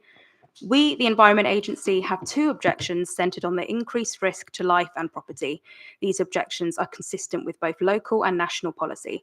Ham Wharf, Fraser's Timber Yard, lies within Flood Zone 3, which is land at high risk of flooding. Our latest modelling shows the site would be at risk if there was to be a breach in the existing defences or they were to be overtopped. The applicant has agreed to upgrade and raise the tidal defences at this location. However, they are only partially upgrading the defence, retaining the existing flood defence structure as a foundation for the new. They have failed to assess the condition of the existing defence that they plan on reusing, despite us requesting that this be done prior to the approval of planning permission since our first response in November 2023. The applicant's flood defence wall strategy estimates that the existing concrete wall structure was last raised in the 1980s, so it is critical that its condition is assessed. The applicants have failed to demonstrate that the development and defence will be fit for the 100-year lifetime of the development, and have also failed to consider the impact the works will have on the flood defence and flood risk in the surrounding area. The development's proximity to the defences is another material concern. We seek to establish a 16-metre setback from tidal flood defences to allow access for biannual inspections, emergency works, possible future raising, maintenance, and to ensure that construction works do not impact on the structural integrity of the flood defences. We appreciate that this is a constrained site, but the applicant has failed to provide evidence that there is enough space for these agency activities to be carried out, with the space provided being less than 3 metres in some areas. This is contrary to the National Planning Policy Framework and the Council's own local plan policies, GB5 Blue Ribbon Network and EQ3 Flood Risk and Surface Water Management of both the existing and emerging local plan, and also goes against London Plan Policy SI12. The Council should also consider who will be liable for any future maintenance costs of the defences here, given that this development provides 100% social housing. With limited space to carry out works on land, work would need to be undertaken from the river, which comes with a considerable cost. In the committee report, alternative conditions and mitigation measures to overcome our objections are proposed. However, we do not believe these are adequate or appropriate, and therefore we cannot support or condition proposals that we do not believe to be feasible. We have explained to both the applicant and the council that planning conditions are not appropriate as 1, the proximity of the proposed buildings to the flood defence would hinder maintenance, emergency works or future upgrades, and 2, when flood defence surveys are carried out post-planning permission, they may show that an entire redesign is required, meaning that associated conditions may then be undischargeable, effectively invalidating planning permission. The applicant did not engage with us in redesigning their site, as these issues could have been addressed. We recommend that planning permission is refused and the applicant and council work directly with us to address our objections. Thank you. Over to you. James Fishlock, good evening. The Ham is short for Hamlet and was the first settlement in Brentford and is now a mix of small industrial units and 4-storey buildings. Let's be clear, we are talking about the Ham and not the Ballymore development, informally known as St Catherine's Wheel Road. Yet the developer references the height of the proposed development from the Ballymore buildings, with no mention of the building next to Fraser's Yard, Shire Place. Furthermore, the developer highlights its respect, the character and appearance of the conservation area, but yet I see no evidence of this. A request to reduce the height to the same as Shire Place is reasonable, respectful, and applies common sense to the local area for the next 100 years. There are further issues, parking and construction, which I'm happy to be questioned on. Thank you. Okay, anyone got a question? Councillor Max Mosing. Question to the Environment Agency. Could you take some time to walk me through the more technical details of the problem? I recognise the strength of feeling that you have presented. I'm just not following, in particular, the issue with whatever the setback is. So if you could explain that to me, that would be great. Thank you. Sorry, there's lots of EA staff here today. I'll pass over to Stephen. So the question of setback is sort of aligns with the National Planning Policy Framework, that we're able to do work, and whoever owns the land is able to do work to the flood defences in a means that's cost effective and sustainable. And it's merely about safeguarding that land so that that future work is affordable. And you've got space to do it, and it minimises the impact both on the residents living there and the people that will ultimately have to pay for that work to be completed. We also, it's also important to note that we talk about 16 metres, but that is flexible depending on the site characteristics and the condition of that wall and the new wall. We also, as Leo said, that it's the distance from the river, but we actually take that distance from the landward side of the flood defence. And if you have a look at some of the drawings that we've passed around that have been taken from the flood risk assessment, the distance will be from the landward side, and it's very minimal. It's centimetres in places rather than metres. So forgive me for potentially summarising your complex area of expertise down to smaller words. Are we suggesting that therefore that the size of the wall is too small because it's being measured from the wrong place? We're just saying that the distance back from the back of the wall to that new buildings is very, very small. So we normally take the distance from that. We're not saying that we're realistic that 16 metres probably isn't achievable on this site, but there's been no assessment of the current wall and the current space and the deliverability to replace that wall in a sustainable manner. There's the proposal to raise the flood defence using the existing wall, but there's been no assessment to see whether that wall, the existing wall, can withstand the future raising. There's also been another assessment of future works if required, but that requires cofferdam within the River Brent and work being done from there. Back and forth, if that's all right. So just walk me through what happens when that distance, that setback that you're describing, is too small. So worst case scenario, be helpful to know. I'll pass to Stephen from the Barry. Yes, so by having such a small space, you've got no room really to put a new wall behind it or do any real works, as your work site is essentially on top of the existing structure. So as Andy said, you're forced to go into the watercourse, and then you'd have to have quite intrusive works involving cofferdams. It's all very expensive, much more damaging and intrusive than giving sufficient space to do it in a more conventional means, which we'd see on other sites where there is sufficient setback provided. Okay, so in my attempt to summarize this for my smaller brain, the size of the defence in its current condition is adequate for the site, and there's an issue around the maintenance in the future and future upgrade plans. There's issues around future access maintenance and emergency works, but there's also issues around the condition of it. So there's two different types of flood defence on this site. There's one that's a sheet pile wall and one that's a concrete wall.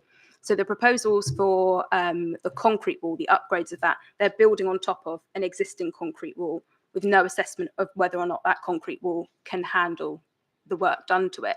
So I think in their own flood risk assessment, they said it was last raised in the 1980s and has a residual life of about 58 years, which, you know, is nowhere near what we need for the 100-year lifetime of the development.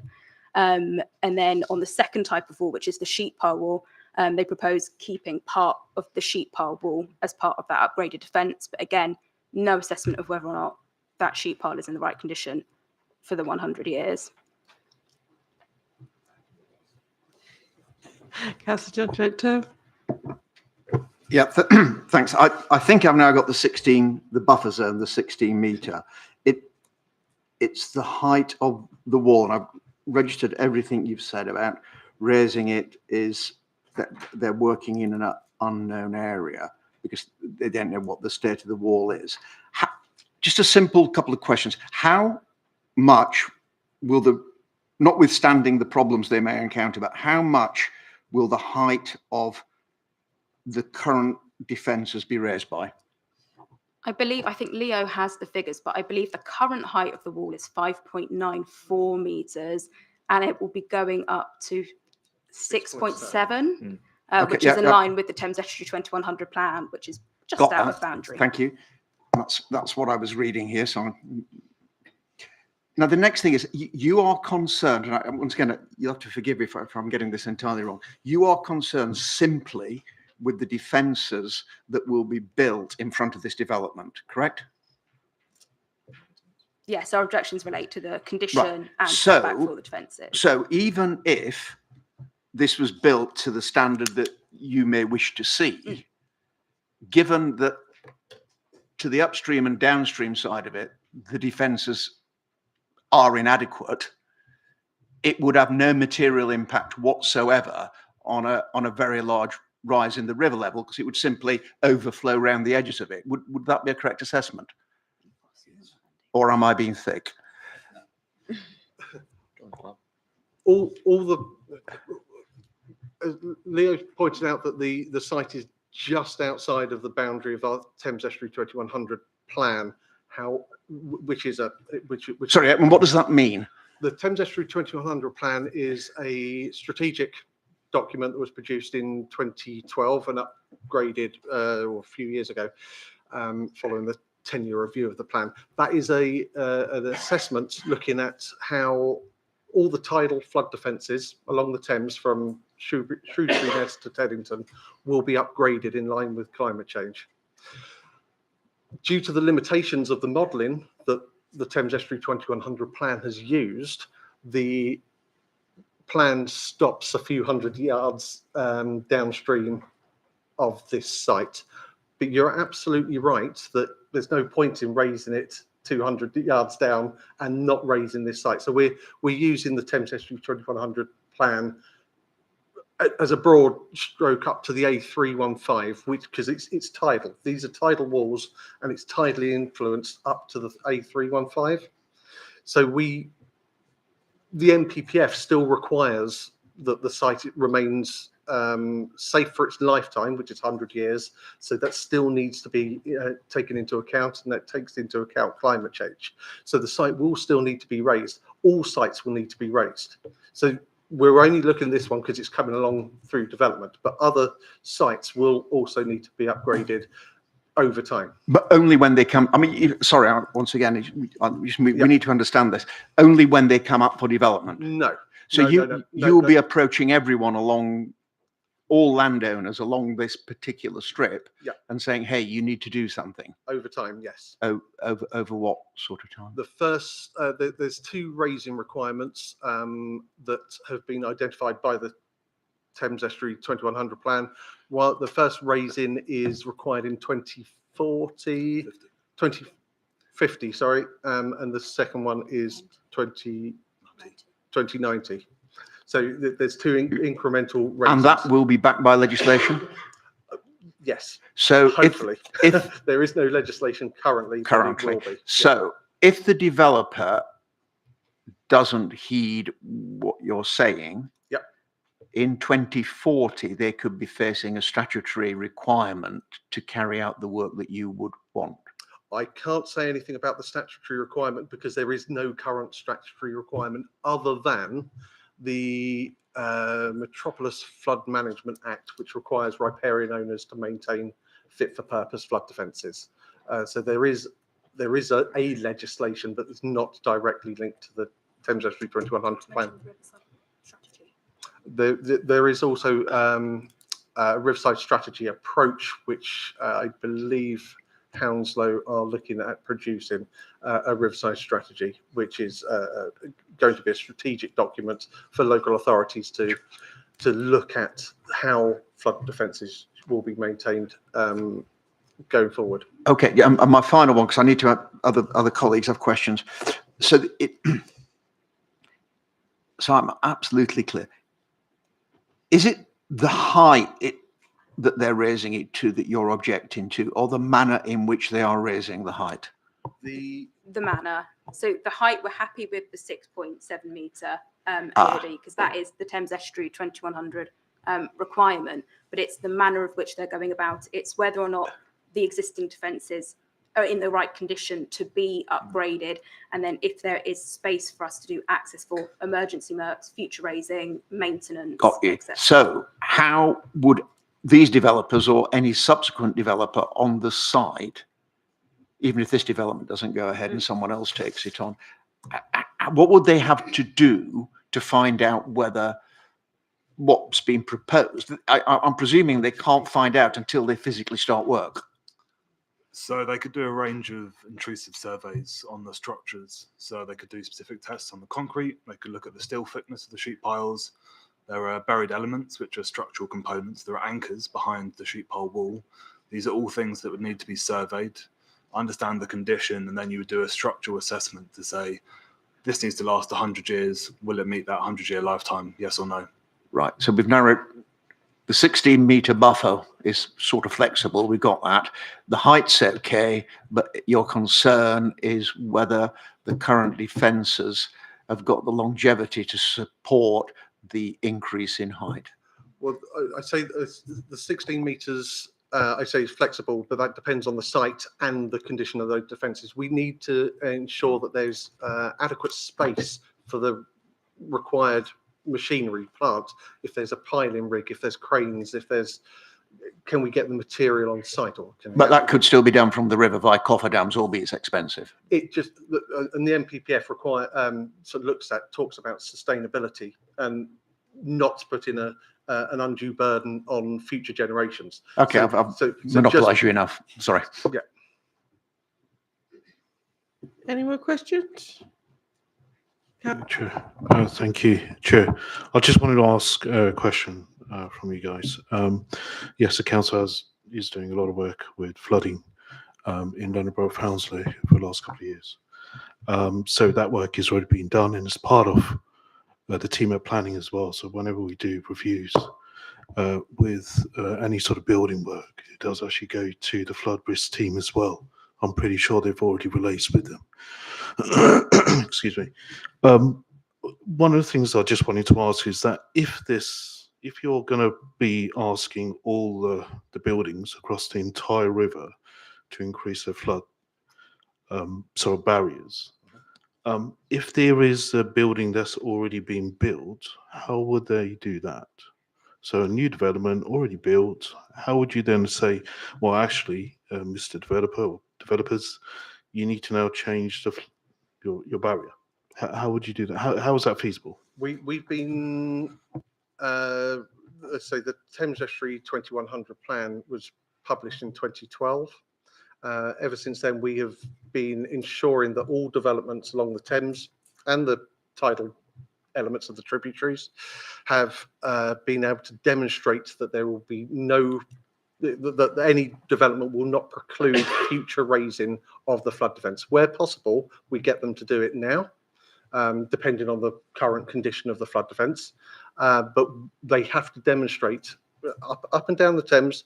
We get them to demonstrate the condition of the current wall and demonstrate how it can be raised in the future with their development.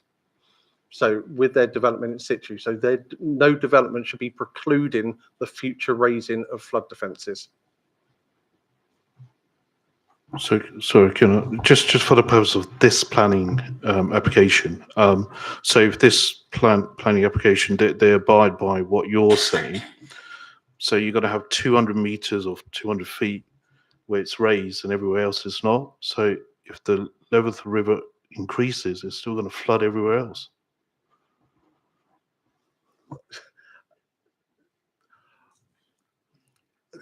As all the defences will be the responsibility of the riparian owner, so they will all need to be raised. So we can't comment on a site that's not come forward and that we're not speaking about. We can only comment about this one, and in our view, it's not been demonstrated that they will not preclude future raising requirements because they don't. We don't know what the current condition is. It will need to be. It may need to be replaced sooner rather than later. The only proposal is based on an expensive, inconvenient method of cofferdamming a navigable river and doing work from the river. That is unsustainable. It's costly and puts undue burden on future riparian owners. Just another hypothetical. Let's just say that the developer says, you know what, I'll do whatever you say. Mm-hmm. How, talk to the committee, how would this be feasible? How would the developers do this? Sorry, how will the developers do what you say? So in the flood defence wall strategy document that the developers submitted, they have said, just as Andy said, they will put a cofferdam in the Brent and do it from the water side, which, like Andy said, it's very expensive. It's not considered sustainable development. It places a burden on the riparian owner, and it also has an impact on biodiversity within the River Brent as well. So if you look in the defence strategy... Forgive me, how would you do it? Well, I would have provided an adequate buffer zone to do the works from the landward extent of the river, so it wouldn't have such a large cost. Forgive me, you'll do it from the land side, not the river side. Yes, the river side just comes with a lot more cost. Okay, back to Matt's Mosley. Yeah, so we're not going to keep here all night. It's just that it seems to be quite serious, and I think we need as a committee just some time to really understand this quite technical issue. My understanding, and again, I'm going to do this again, where I'm trying to summarize my own understanding of this, is that there are two issues. One is about the manner in which they are going to raise the height of this wall without sufficient amount of assurances or prior feasibility assessments done that gives you the confidence that that work is going to be robust. And then the second one is about the setback distance. So just that's the first question for you to just clarify that for me. And just secondly, I appreciate you might not be able to answer this, but say we were to approve this tonight, what kind of legal issues would future residents be levied with? I guess that there's a bit of complexity around the sort of ownership structure that we think we've covered already. But my worry is you hear these horror stories of people obviously buying homes, and I understand that this is not that case. I'm just minded of that. When there's a flood risk and it creates significant amounts of issues in the future. Understanding that there's insurance with this as well, but just want to really kick the tires and to make sure that there's not a future issue for future residents. Yes. So to answer your first question, yes, that's an accurate summary. And to answer your second one, it is the riparian owners. The riparian owner is responsible for the flood defence. So if emergency works are needed, if future maintenance is needed, it's the riparian owner. So it's the owner of that piece of land.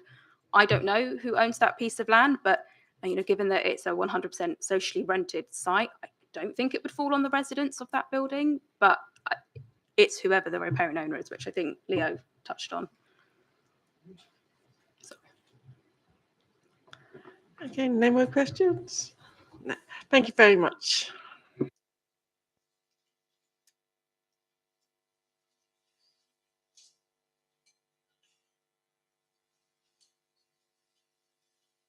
And can I ask for the applicant to come up, please?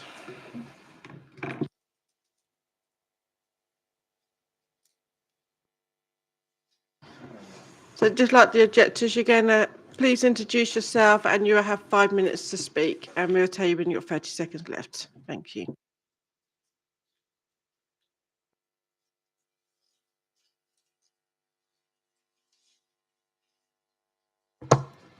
Thank you, Chair.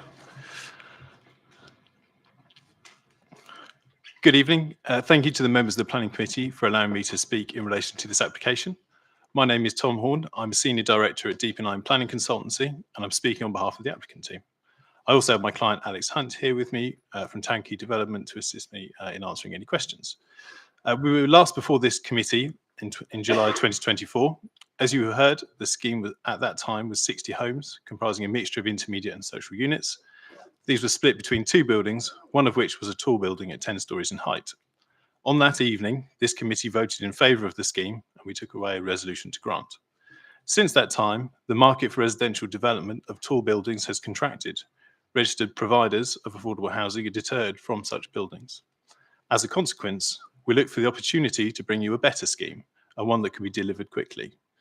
We believe the amendments we are proposing this evening are a significant improvement. All of the proposed units are now social homes. That is more than double the previous number, rising from 24 to 56.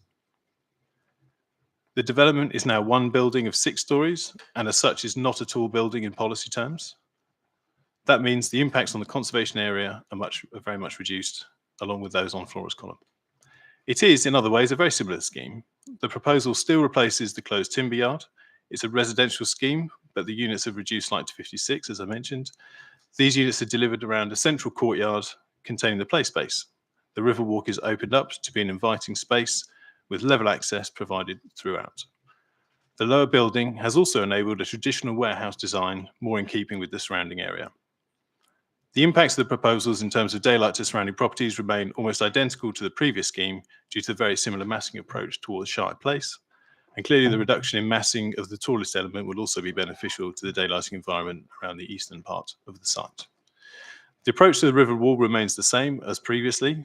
The scheme remains resilient to flood risk and to flood risk as a consequence of potential future climate change. In almost every way, this scheme has improved on the previous proposals. The revised scheme has been developed in consultation with officers, Historic England and other stakeholders, including the Environment Agency, I should add. And in terms of construction, we will of course be signing up to a considered contractor programme. It's also worth adding that the scheme is a simpler construction proposition now. Previously, where we had 2 buildings with multiple cores, and one of those buildings was at 10 stories, we now only have a single building at 6 stories. In summary, the scheme will deliver 56 socially rented homes which we hope to start very soon. It'll remove the existing buildings which are harmful to the conservation area. It'll introduce a new, robust and high quality building, create a significantly improved river walk, and create resilience to flood risk beyond 2100. And lastly on programme, we've been working very closely with your officers to enable an early start on site to facilitate the delivery of these much needed social homes. We're currently aiming to implement the scheme next month, with full demolition following very soon, assumed to be May. Thank you very much for your time, and we're now very happy to answer questions. Thank you. Councillor John Stroke-Turve. Yeah, unsurprising, you can probably guess what we're going to ask about. We had a reasonably in-depth presentation from the Environment Agency, and obviously myself and some of my colleagues quizzed them quite closely. The two issues which, if I'm understanding what they said correctly, which come out, is firstly that in their assessment, there's insufficient room, if you don't set back a little bit further, to do any subsequent repairs to the river wall or canal wall, should it be required in the future, and any such work would have to be done by a cofferdam, etc. We've understood that. Their next point is that whilst you're, and I don't want, I'm sure someone from the back will shout out if I've got this wrong, whilst you are raising the wall to a suitable height, what the EA is concerned about, that your knowledge of what is beneath that wall in terms of its current construction may not be suitable for extending the height of the wall as you propose. What's your take on that? Accepting the buffer zone, let's just deal with raising the wall at the moment and what's underneath the wall, and whether you believe that what you're proposing to raise it is actually viable. And we do understand, and myself and my colleague are just looking at the pictures, and the Environment Manager have made the point themselves that this is one isolated pocket, and it might not be till 2040, 2090 that the rest of it rises, and we don't know what's going to happen between now and then. But obviously, just blocking off that one little bit is not going to save Brentford from the deluge. But we need to make sure where we can, we do get it right. Thank you, Councillor. I think I'll start with your second question first, in relation to sort of what's beneath the ground, if I'd summarise that. The first observation I'd make is we chose our flood risk team and the engineers in the team because they were the same team who are actually on the Goddard site, which is just up the river and is constructed west. Thank you. West and upstream, I've been advised. And the reason I mention that is because they're doing some very heavy works to that site, includes works to the river wall. Theirs is a much bigger site, and they've been able to pull a lot of their material back. Our team have been on that site and a part of that team, so we're very familiar with the river wall in that location. And it's effectively the same construction process and the same river wall that was all constructed at the same time. So that was a deliberate point from our side. So we're not coming at this from a complete position of we don't understand the wall and we don't know what's there. The second point I wanted to pick up was on what's specific to our site. We've got conditions that we've worked quite hard with case officer and other members of the team around assessing any and all parts of that river wall before we start any works to the river wall. So, you know, we fully understand that we can't just start works and assume it's going to be fine. We know we're going to have to do surveys, and we will do those surveys. And we've ensured that the design of our scheme is, to the best of our knowledge, works now, but it has flexibility to change. And there are conditions that will secure the detail of that river wall and its exact construction and how it relates to the existing river wall before we start any of those works, which we feel are sufficient and do the job. And I think the last point then quickly on this, we haven't got enough space, do we need a cofferdam question? The 2 metre gap is only for certain parts, so it's wider in other areas. We have gone through the process of demonstrating that there are mini piling rigs, there are mini diggers, there's lots of different plant that can come through our undercroft to that point. We've measured the plant, we've included it in our reports, and we've shown that it is technically possible. So we feel like, yes, it's constrained. It is a constrained site. but we do think it is possible. And as I said, the team of engineers we've got looking at it who know this area, who know these river walls, suggest it is possible.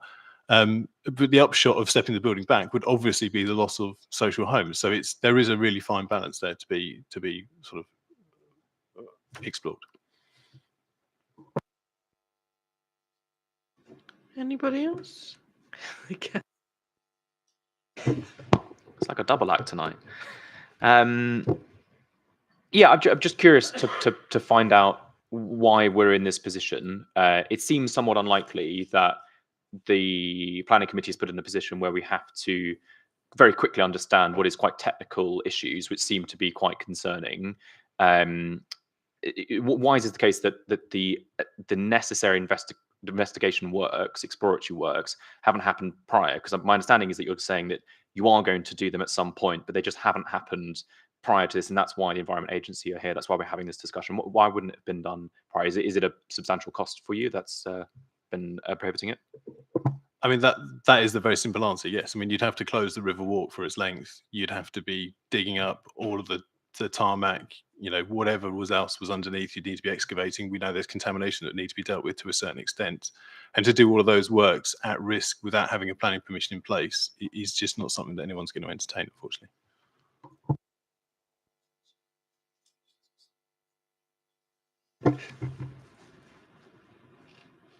Just what you've just said. So what you're saying is, it is not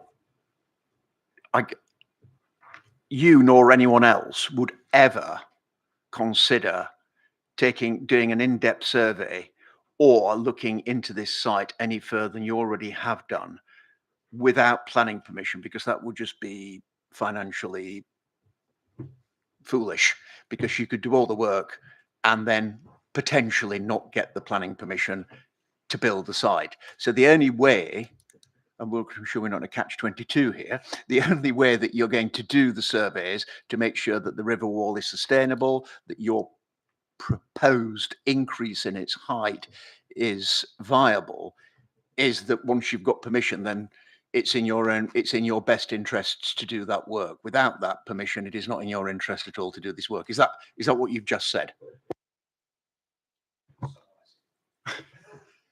I mean, simply, it's the cost. It would just be prohibitively expensive to do it at risk. There's interesting questions around what happens to the rest of the river walk in various other places when landowners are sort of been asked to do this. But it's a very real problem.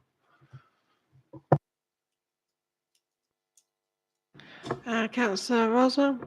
Thank you, Chair. Just really getting almost a real commitment here. So if the planning is agreed today, will you ensure all that for the defences? We have to, yeah, we absolutely have to, and it's all conditioned to make sure that happens. Okay, any more questions? Councillor Max-Mosley. Mine's actually not to the applicants, it's to the officers. That's okay, Chair. There was a comment made earlier that this was against our local plan. Could you just provide some advice on that? You're welcome to come in if you like, but this may be one for the officers. Shall I comment first? Yeah. I suppose, well, what I was going to basically recap after the applicant spoke was just the various kind of points which are relevant to this development, which mean that we consider that the policy has been accorded with, which are essentially that the residential units at ground level have finished floor levels and sleeping accommodation no lower than 6.4 meters AOD. There's a flood resilient construction design. The existing flood defences would be tested under the condition that we're going to be securing to ensure their suitability for a 100-year period with remediation or replacement in place if they're not.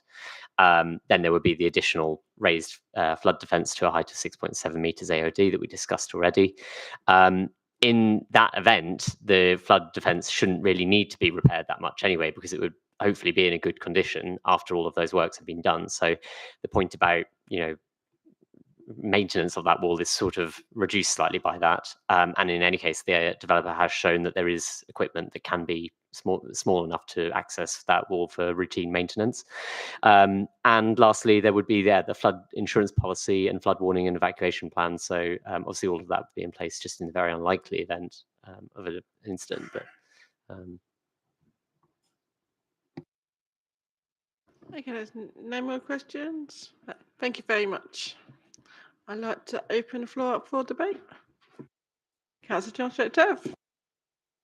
Well, seeing as I monopolise both the Environment Agency and the developer on the flood, what Leo's just said is very reassuring, that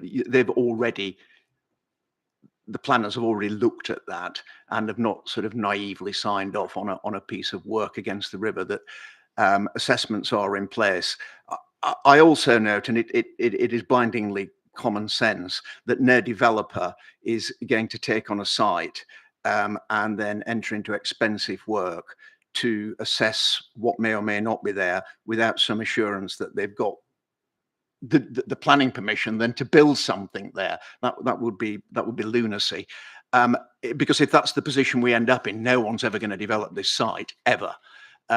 What we've got is a fairly derelict and unloved site with a very dodgy piece of riverfront. What we're going to get is 56 very, very badly needed homes at social rent. We're going to open up an unloved piece of riverfront to make it more accessible. We've got a developer and conditions in place, and we totally understand why the Environment Agency have to make their case for the defences, but even by their own admission, what is proposed will meet the height. It's just what's going to be found once the work starts.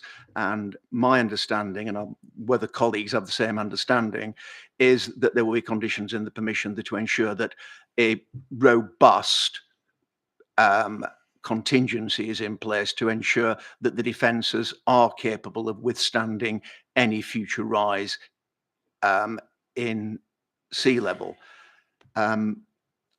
On that basis, I won't propose anything at the moment. I'll let colleagues speak. I think there's a lot to recommend this. The first scheme wasn't particularly good. This looks like an interesting scheme, but mainly it just gives us those those social rent properties that, along with every other London borough, we are in desperate need of. Councillor Fox-Mosley. Yeah, just to also I guess sum up the balance of quite significant pros and cons on this site. I mean, firstly, just to echo what Councillor Stroud-Turp said, the need for social homes in this social rent homes in this borough is so extraordinary, as it is in most boroughs in London. People will know my feelings about this already, that the need to extract as many social homes out of the land that is available is so high that ordinarily we'd be looking at this and saying that this is fantastic. And I think it is fantastic, other than this specific issue that has been brought up by the Environment Agency. I'm very grateful for them being here and for putting up with our rather stupid questions for myself. Look, as I sort of summarise it, there were two issues. One was about the setback, one was about the plans for amending this wall being sufficient or not. On the setback, while I totally agree with the concern that has been raised, it is up to this committee, I think, is not just to be a thorn in the side for developers and having to answer lots and lots of questions and putting taps in places that they hadn't planned on putting taps and all these sorts of things. One of the responsibilities of a committee like this is to make sure that we're not passing on costs and issues to future generations and future people as well. So that's why in which we've really sort of explored this issue. On balance, I think that on the issue of the setback, given that it is a technical site, I don't think it would have been possible to create that 16-meter buffer zone and achieve the same number of social homes within this site. So I think on that exception, I'm satisfied that it is where it needs to be, recognizing the issues that have been caused. What I've been thinking about sat here is whether that issue, in combination with the other issue about the manner of which the wall is to be raised, is too much, and whether you can have one issue but you can't have both. But I am minded to agree with Councillor Stroud-Turp, which is that it would not have been reasonable to expect a developer to come through and do the necessary work here. I think it's sensible, therefore, that we've investigated with Leo's help whether the developer is going to uphold their end of the bargain, and I'm satisfied that they are. So again, I'll let other colleagues speak, although I think we've spoken enough about this project already. But I will be supporting this application, having considered the information given to us today. Thank you. Any other questions? Councillor Dunn? Yeah, I'm really torn on this one, Chair. The provision of social rent homes is so important, so important. I think where I'm leaning is considering the concerns raised by the Environment Agency, and also considering the impact on the boat dwellers. I think there's been a lack of assessment on the sunlight changes they'll get. I'm probably leaning against, but really torn on this, and totally understand where the colleagues are coming from. Anybody else?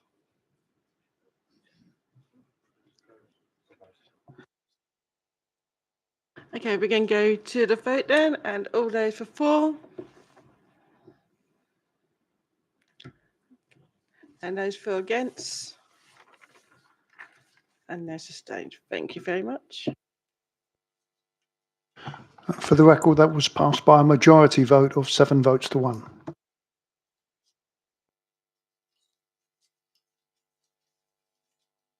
My apologies, 8 votes to 1.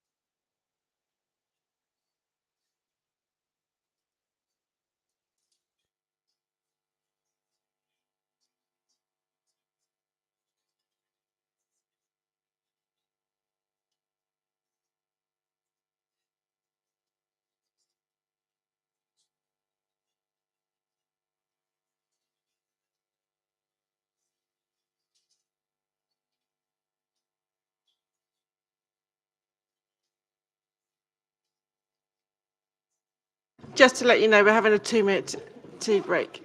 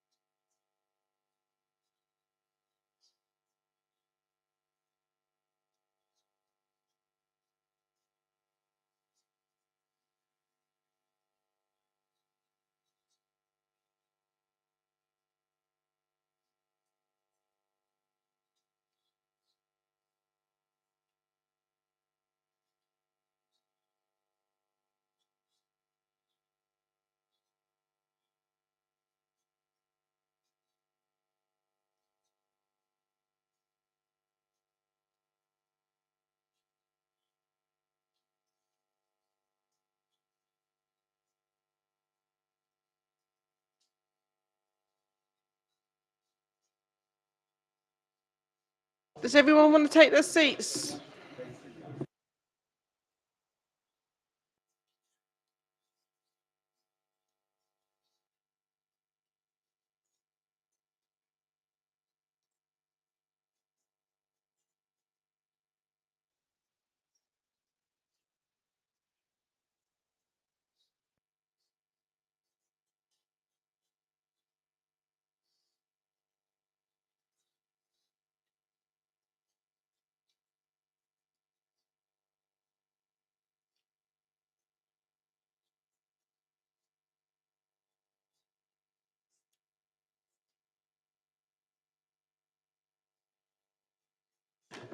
Okay, we're going to move on to the next item of the agenda is Block B, Bedford Locks West. I'll pass over to Matt.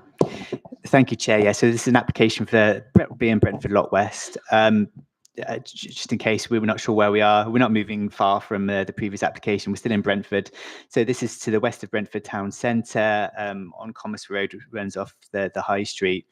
I need to give you a bit of a background, sorry, to the application before progressing to explain what the plans, because it is a slightly confusing history. So what happened in March 2012 was there was outline approval granted for 520 homes, 7,000 square metres of commercial floor space and 1,720 square metres of leisure slash retail floor space. That has been implemented across two blocks. That's two phases. That's phases 1 and 2. That's been constructed. They're accommodated. So that is showing on the plans, as you can see at the moment, to the southern side of the broader application area. Pursuant to that, there were some amendments made to the third and final phase, phase 3, which increased the number of homes proposed for that phase to 452, with 601 square meters of commercial floor space and 301 square meters of community or leisure space. So subsequent to that, there have been some issues in terms of the need for second staircases, as I think members know very well. So they've been obliged to amend plans to accommodate the additional requirements. That is difficult for outline planning applications because there's case law suggesting you can't do significant changes to outline applications without, which may materially alter the scheme as approved. So this is a bit technical, but what has happened is you can either approach this by submitting a new planning application for alterations to that scheme, or you can submit a reserve matter application and have a Section 73 application to amend the details of the original consent. Sorry, that's really confusing, but what's happened is essentially you've got two applications in front of you that are the same thing. One's an approval application, one's an outline application. They've just taken both approaches to addressing this particular issue. I can clarify that further if it needs to be, but what is pertinent is what is in front of you. There's two applications, which is broadly the same thing. So this is the site plan that I'm showing on the screen at the moment. Phase 3 is outlined in red here. But if I go back again, so the block that we're talking about is the one in the slightly shaded in red to the top left-hand side of that slide. It is an application for 124 homes over a Part 10, Part 11 story building. It is fully social rent, car-free development with carbon directions 71.4% below Part L.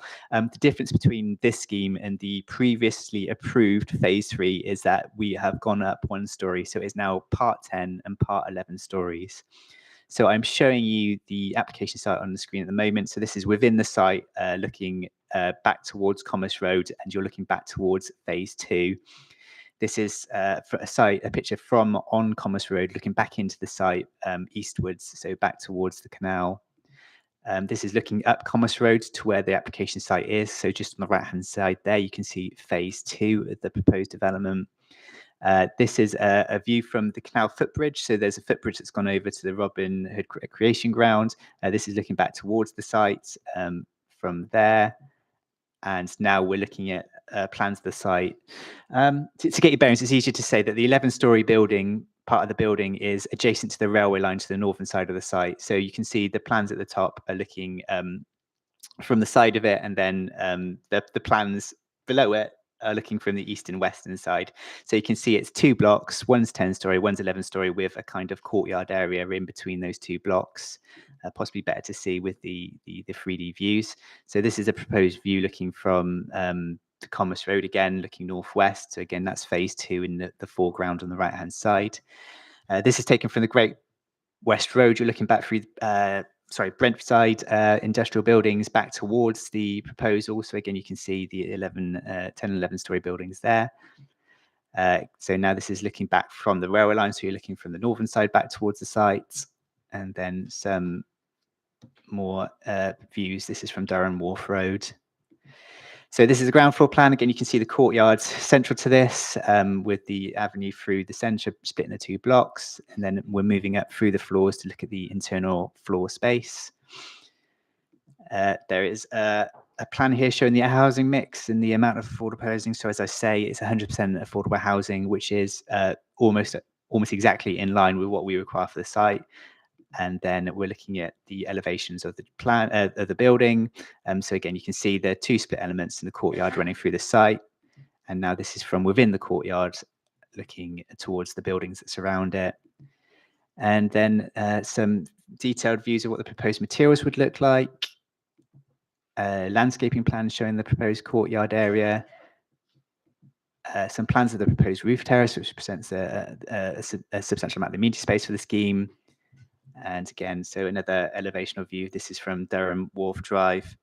I mean, I won't linger too much on what is in the report, but broadly, we're satisfied the design is broadly in keeping with the remainder of the scheme. It is an increase in scale, but it's on the northern side adjacent to the railway line, which we're suggesting is suitable on this occasion. Limited heritage impacts to discuss. In terms of an impact on neighbours, there isn't much to worry about other than the neighbours that will be future occupiers of phase 3 of the scheme. But again, it's broadly in line with the approved scheme in that manner. So it's been designed in a manner to ensure that there's not significant impact on those property. And then there's quite significant positives from the scheme, as you'll probably be aware, which is that it is a 100% affordable homes application.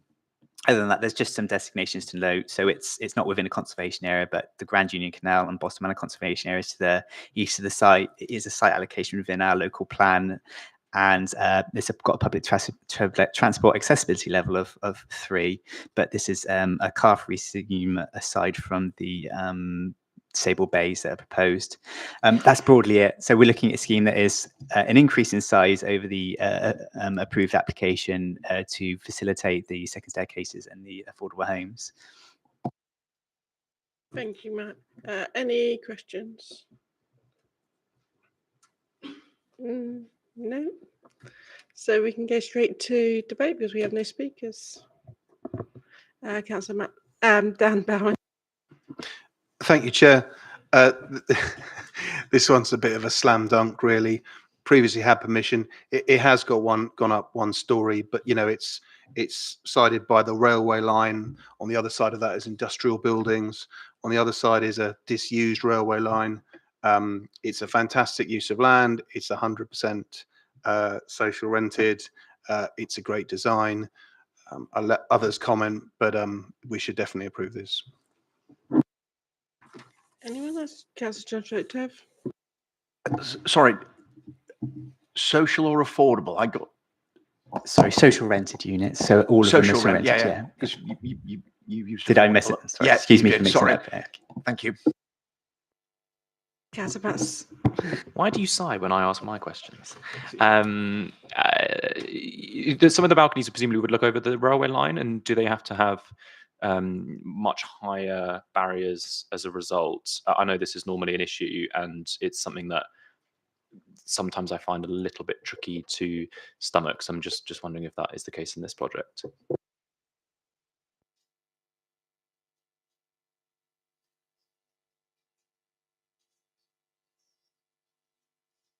Yes, there are balconies that overlook the railway line, but they would be subject to conditions ensuring that the noise environment is suitable for those balconies. Just for future reference, do we ever get any leeway on those special high barriers that they have to have around the railway lines? I know I think this is an issue that Network Rail push, and you have to have special balconies. This is an issue in my ward where some people have balconies that go above your head just because they're next to a railway line, which seems a little bit ridiculous. So I'm just wondering whether planning committees get an opportunity to comment on that, or whether it's just a regulation, there's nothing you can do about it. And I was just wondering whether that issue applies to this block. I believe that is the latter point, in that it's not for the planning committee to decide that. Sorry. Any other questions? Councillor Dunn, I propose we approve. a seconder, thank you. Sorry, councillor, just to reiterate, two applications. Excuse me. Can I call them the full application and the reserve matters application just for clarity, and then would have to take two votes. Excuse me.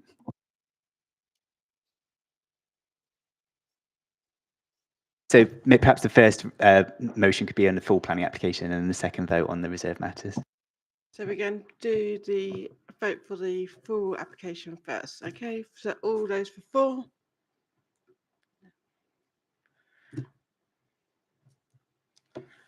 And That was then, passed unanimously, 8 votes to none.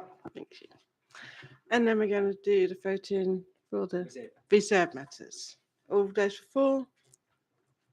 Thank you very much. And unsurprisingly, but for the record, the same again, 8-0.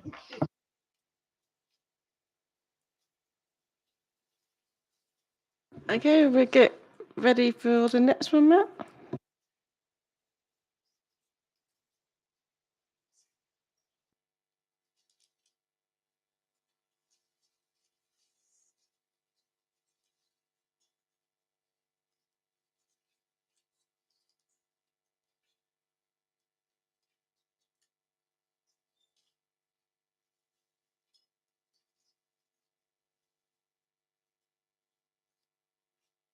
Okay, we're going for agenda item number 7, 51 Thornbury Road.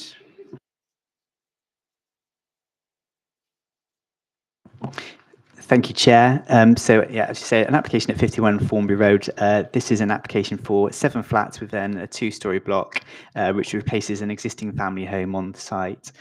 So I am showing a site location plan at the moment, so hopefully you can make out the land outlined in red there. So you can see broadly that there is an existing property which is to be knocked down, and then you can see the access through to that property in between properties in Western Gardens and Thornbury Avenue. This is a site, an aerial view, which maybe helps a little bit more in terms of the red line, but it shows you that there's a fair amount of green cover on that site as it stands. I will maybe first of all orientate everyone a little bit more, if that's okay. So to the north of the site is Western Gardens. To the south of the site is Stanley Croft Close. To the east of the site is the Grove, and to the west of the site is Thornbury Road. So hopefully that'll make some sense when I start showing you pictures from within the site itself, and I'll try and be as clear as I can. So this is looking towards Stanley Croft Close. This is number 1 and number 2 Stanley Croft Close. It's from within the application site, so this is looking south. And this is the elevation of properties 1 and 2 Stanley Croft Close themselves. So again, you can see the windows and doors that serve that property. So still in the rear garden, we're now looking towards, so westwards, southwestwards towards 47 and 49 Thornbury Road, which obviously front onto Thornbury Road. Now we are looking at the side elevation of the property itself, 51 Thornbury Road, which is to be demolished as part of this application. Again, this is another picture. This is the outbuilding within 51 Thornbury Road to be demolished as part of this. And we're, again, facing back towards 47 and 49 Thornbury Road. This is, again, so we're in the rear garden. And again, we're looking back towards Stanley Croft Close to the south again. And this is a perhaps better picture facing back towards west, towards 47 and 49 Thornbury Road. We are now looking towards 12 The Grove. So this is to the east of the site. So these back on to the application sites. We are now looking, again, within the property, facing north this side from the garden, looking at the property to be demolished.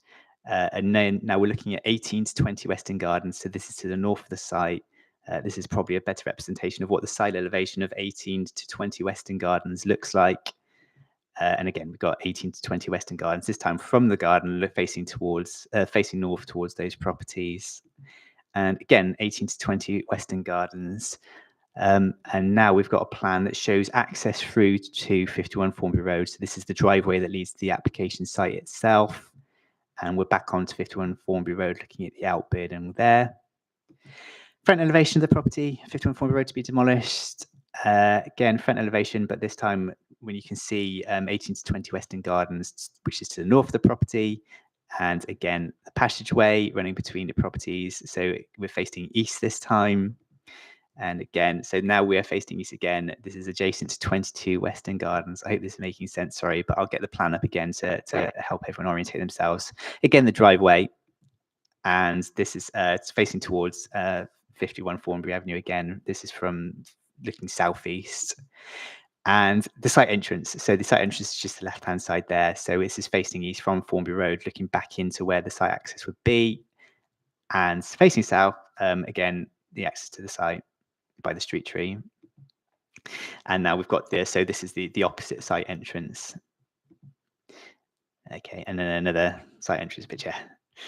Okay, so this is the existing plan, what it looks like at the moment. So again, you can see 51 Thornbury Avenue there. And again, of pertinence is looking at its proximity to the properties around it. And there's a few more existing plans, but again, this is a demolition plan, so this is to go. Again, demolition plan and demolition plan. And then existing situation, existing situation, existing situation, and this is the proposed plan. So I'll linger a little bit on the proposed block plan again, so you can perhaps hopefully see why we were lingering on Western Gardens to the north and Stanleycroft Close to the south. You can see proximity there to those properties, and then again of note is proximity to the east and western side of the site as well. And so this is the proposal. So this is the ground floor plan. We're looking at 2 one-bedroom flats, 3 two-bedroom flats, and 2 studio flats. And then the first floor elevation is there, showing where the amenity space is around the site. And this is a proposed first floor plan and roof plan. And this is what it looks like in elevation. So we are now looking at the front and rear elevations, again, noting the proximity of properties to either side. Again, so looking at the proposed elevations again, this time from its sides. And this is a base study of what the properties will look like to the front. So yeah, I've obviously focused a lot on amenities there of pertinence, but this is in the Spring Grove Conservation Area. It's got a public transport accessibility level of 3. And I think I need to note as well that within these plans, it shows cars parked to the front of the property. We are proposing a condition that removes access to these properties. So we are proposing a condition that would mean that this property is not accessible by car, which would essentially make it a car-free scheme. And as part of that, would remove any car parking permits for the controlled parking zone. I think I'll leave it there if that's okay, Chair. There are representations to come. I do have slides of the representations, so when they're speaking, I'll have them up on the screen. Thank you. Any questions? No? Yeah. Thank you. So I'm going to ask the objectors to come up. I've got John O'Brien and Councillor Tony Luckie. Okay. Yeah. So just a reminder, Councillor Tony Luckie, you will have 5 minutes, and you will have 5 minutes as well, John. Okay. Thank you. Yeah, thank you for this. Nice to be on this side. You haven't shown, just one for Matthew, you haven't shown number 49 Thornbury Road, which is right in front of this proposed development. There's some pictures there, but should be some pictures there. But if you haven't got them, doesn't matter right now. But I think members should have the opportunity to see that if they haven't already visited. Thank you. I'll start now, if that's okay. Good evening. I'd like to explain to planning committee members why this is before you tonight. London Borough of Hounslow Planning sought explanations for the calling in of this application, and this is a précis including planning and reason of process following consultation with and responses from residents, one of whom is Mr. John O'Brien. Committee will hear from him shortly. I and other ward councillors were copied in on correspondence from the applicant, who was chivying London Borough of Hounslow Planning, but despite their name on the application form, I was unable to ascertain their bona fides as Spring Grovians these past few years. Neighbours of this site are most concerned that communication and consultation on the planning application for 51 Thornbury Road have been poorly managed. Not focusing on members, but no, I don't on officers. But I don't think there hasn't really been anything from the applicant to the residents, as far as I know. Seeking discussion and explanation on this large development in a small and already tightly built neighbourhood of 40 properties appears to have been ignored, particularly by the applicant. The original application contained almost 30 documents which produced substantial objections from local neighbours. Hounslow Council Planning acknowledged receipt of responses, and the application was scheduled to be decided by the end of July. Yet obviously it wasn't. 3 more months passed, during which several requests for updates on what was happening to this application were not responded to. When residents and other consultees received notice of this plan application in June 2025, they were informed of the erection of 2 buildings to provide 7 flats with landscaping, car and cycle parking, waste and recycling facilities, following demolition of the existing house and garage. Design and access and planning statements refer to 2 two-storey buildings. Without notice of amendment, this is what was on the planning portal. This is what is on the planning portal now, and what was on the pending list, erection of 1 building to provide 7 flats with landscaping, etc. Residents only recently discovered that despite raising these objections, with no feedback on their submissions commenting on changes to the original, delegated approval on the amended application would be recommended. It was at this point that residents discovered that the applicant had submitted a radically different plan for the site just a few days before the July deadline. 8 new documents were added to the application, but with no indication on the planning portal that the plan had been radically changed. No notice of these changes were posted locally either. Residents and councillors have great concern that these major changes should have been communicated to those affected consultees who had already responded, who had requested or deserved updates on progress to allow examination of the applicant's substantial new submissions. Additionally, they were disturbed that the proposal to approve this revised proposal is misjudged. The current recommendation appears to fail to consider neighbours' anxieties on the new plan and has changed most significantly in a most significant way since the initial and only consultation that took place. I'll pass over to John O'Brien for the start of his 5 minutes. I've done less, but I'll be here to answer questions if need be. Thank you, Tony. I'm speaking on behalf of a group of residents from Western Gardens, from Standicroft Coast and Thornbury Road. Time restrictions means I must read fast, and I apologise for that. And I can present only 6 of our many objections to the demolition of this lovely 3-bedroom family home, its replacement with a big block of flats at the end of a difficult and very narrow access track. Next slide, please. Our first objection is about the breach of the local plan that is just about to be adopted by the council, guiding borough development up to the year 2040. It gives clear advice on the issue of family homes, establishing that Hounslow badly needs more family homes, defined as having 3 or more bedrooms. It advises you, when considering developments, to give priority to preserving existing family homes. And in the case of conversion to flats, you must ensure there is at least 1 ground floor family home with 3 bedrooms or more. This application fails on all those requirements. New slide, please. Our second objection is about loss of outlook. 1 and 2 Standicroft Road have their front doors and upper windows facing the development site. Their outlook is shown on the right, a pleasant garden in the distance, the side elevation of number 51. If this plan is allowed to go ahead, the developer will build a brick wall 2 stories high, less than 4 meters away from this property, giving a tragic loss of light and outlook. Would you approve it if you lived there? New slide, please. Our third objection concerns excessive overlooking. You can see here the view from the bedroom of 49 Thornbury to the existing number 51, and you can imagine the voyeuristic view in the opposite direction. If you allow this development to go ahead, the loss of privacy will then be doubled. The new building will totally overlook 49 and 47, partially overlook number 45, and many of the existing trees that give some privacy shielding will be removed. Next slide, please. The minimum distance between facing windows is generally accepted as 21 meters. In this plan at ground floor level, it's less than 18 meters, and at first floor bedroom level, the distance is less than 21 meters. These are unacceptable levels of overlooking and a clear loss of privacy. And again, would you approve it if you lived there? New slide, please. Our fourth objection concerns logistics. All construction vehicles will have to reverse down a long, narrow track because it's impossible for them to turn and drive back safely. The track gets narrower as it gets to the far end. New slide, please. The plan states the width of this track is 280 centimeters, but I've measured it accurately, and at its narrowest point, it's only 267 centimeters. And this small difference is very important. A skip lorry, for example, with its wing mirrors folded in, is 260 centimeters.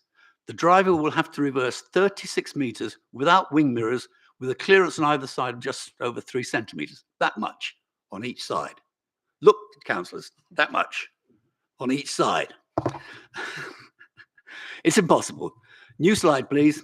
Our fifth objection concerns invasive and dangerous Japanese knotweed already growing on the access track. It's been untreated by the owner for 3 years. This infestation will need specialist treatment, which usually takes between 2 and 4 years.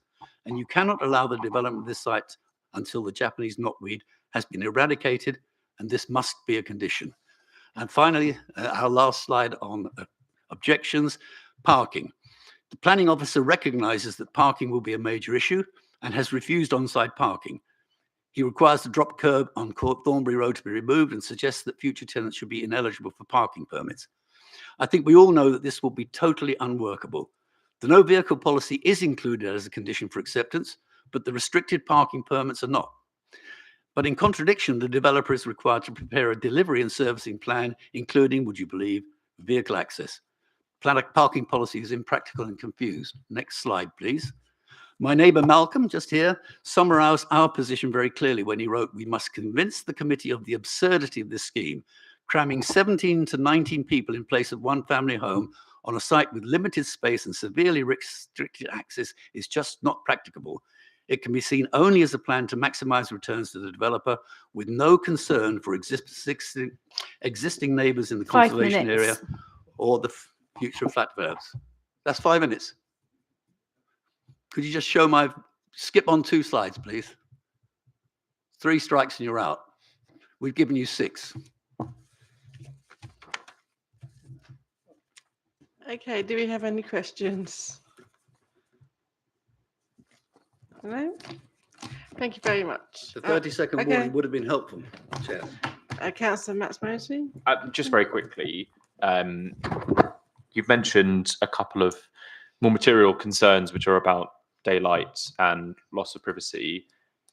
We've been in this position before as a committee where the objective assessment that's provided to us unfortunately contradicts the concern that you've raised. I don't know if you've had a chance to read what's been provided to us, but it does suggest that there has been an independent assessment of sunlight and overlooking, and the planners seem to be satisfied that there isn't an issue.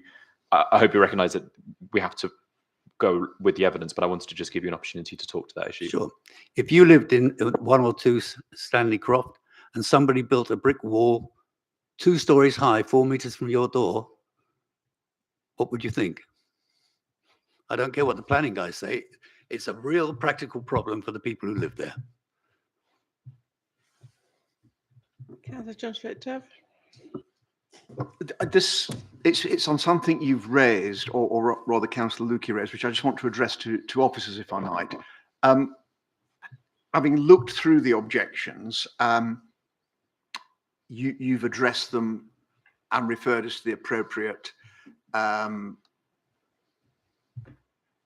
the appropriate paragraphs. But what I'd like a bit more clarity on, as I'm sure would my colleagues, is the point raised by Councillor Lukey about the process wasn't quite right and lack of opportunity for consultation.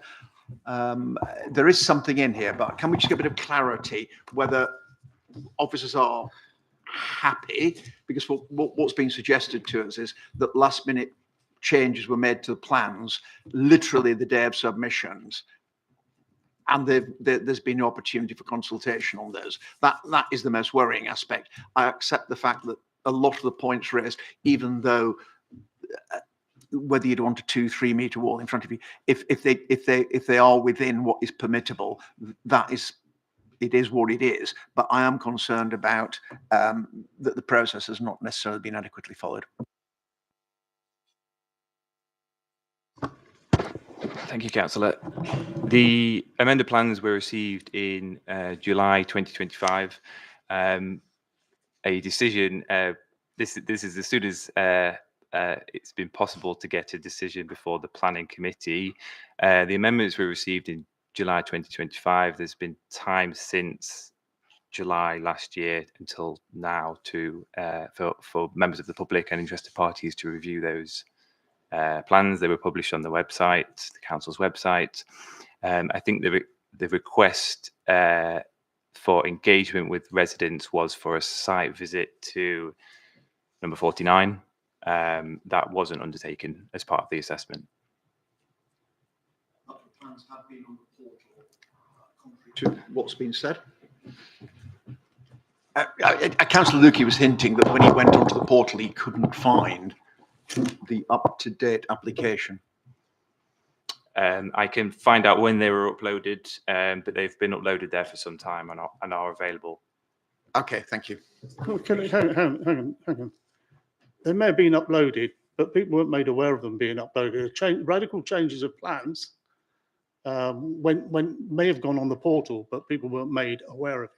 And despite the requests, because there's, as I say, 40 households around this development site. Come down and can you come down and we can talk to we can explain it to our residents. I think at least they're owed that if they're going to get a lot of radical changes on their outlook and on their livelihood, on their lifestyles around that possible development. And that didn't happen. But it's letting people know, as I explained, there were previously two blocks proposed, and it became one, and we weren't made aware of that, or we councillors and residents weren't made aware of that in time, or that it happened. And sorry, and just to say that any comments since then did take these matters into account, but by then a lot of people had put their comments in prior on the old application. Perhaps I can speak to the amendments that were made to put the amendments into context about what changed in the plans. The suggested as being radical. Could I go back to the proposed front elevation? So the scheme was originally submitted as 2 blocks of flats, which read as 2 pairs of semi-detached houses, as you can see there on the front elevation at the top image.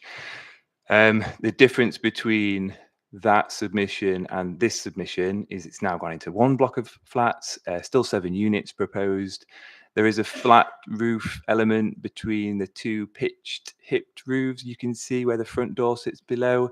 That element there is new. That narrow portion there is new, and that used to be the gap between the 2 properties, which provided access to one of the rear gardens for the ground floor flat. So that element was added, obviously both plan and elevation. That ended up with some internal rearrangement of the flats, but still 7 flats proposed. So in terms of impact on neighbouring uses, in terms of light outlook, those side elevations in proximity to Stanley Croft Close and Western Gardens remain in the same position.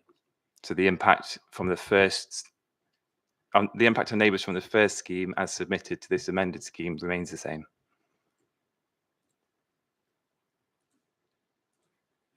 Yeah, did you want Could I just comment on the planning portal? The original plan had 29 documents. There's now 49. On the face page, which tells you what's going on, before you go to look at all the documents, that has never changed. There is no indication there that the plan has changed or that there are 20 more new documents. That came as a total surprise 3 months after the deadline when we discovered that this was going to be recommended to be approved. And only at that point were we able to see the extra 20-odd documents that have been prepared. Thank you. Any other questions? No. Thank you very much. And can I ask the applicant to come up, please? Just to let you know, you have 5 minutes to speak, okay?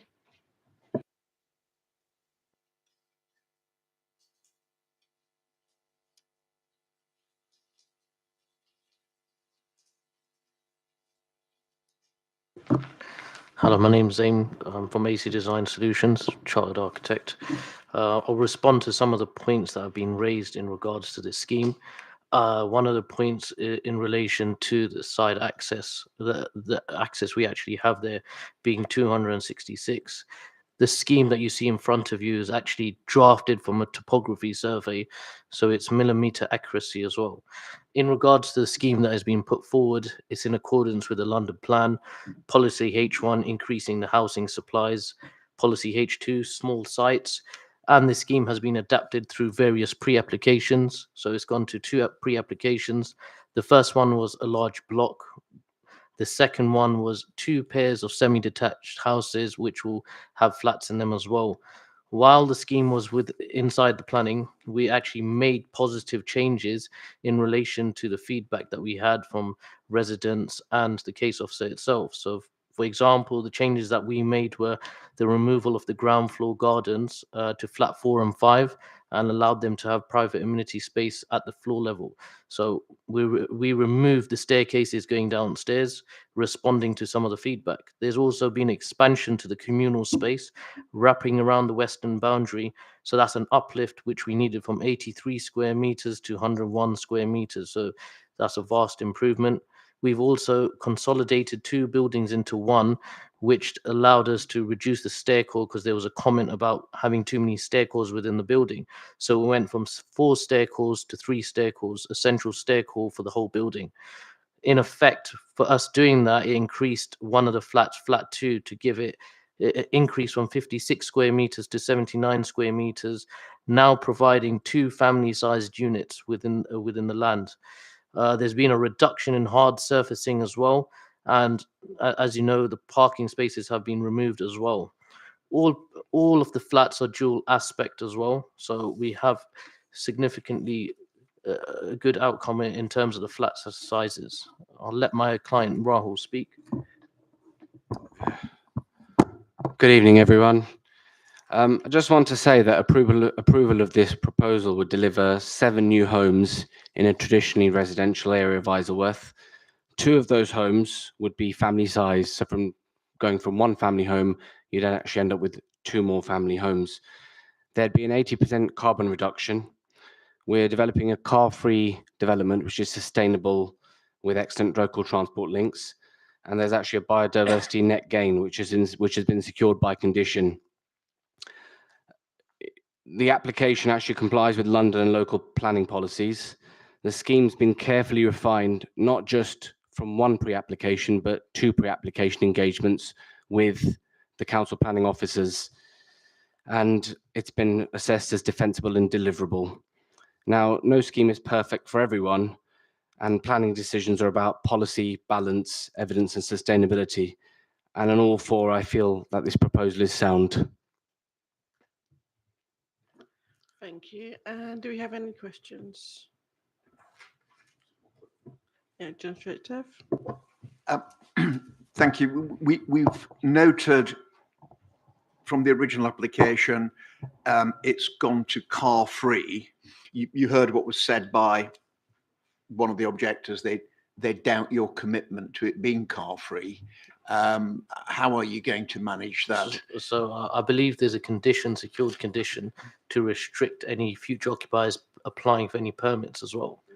But what's going to stop anyone who lives there using that that entryway and the residents coming up with their own parking scheme and just putting their cars in there? Okay, so my client, Mr. Rahul, he owns different properties varying from 16 flats, HMOs. We've never had a problem whenever it comes to a condition or anything like that. The management company that he employs makes sure that they look after everything that's on that scheme. So, you know, we're confident that there won't be any parking as such as well. There will also be some sort of barriers to not let the cars in as well, restricting them.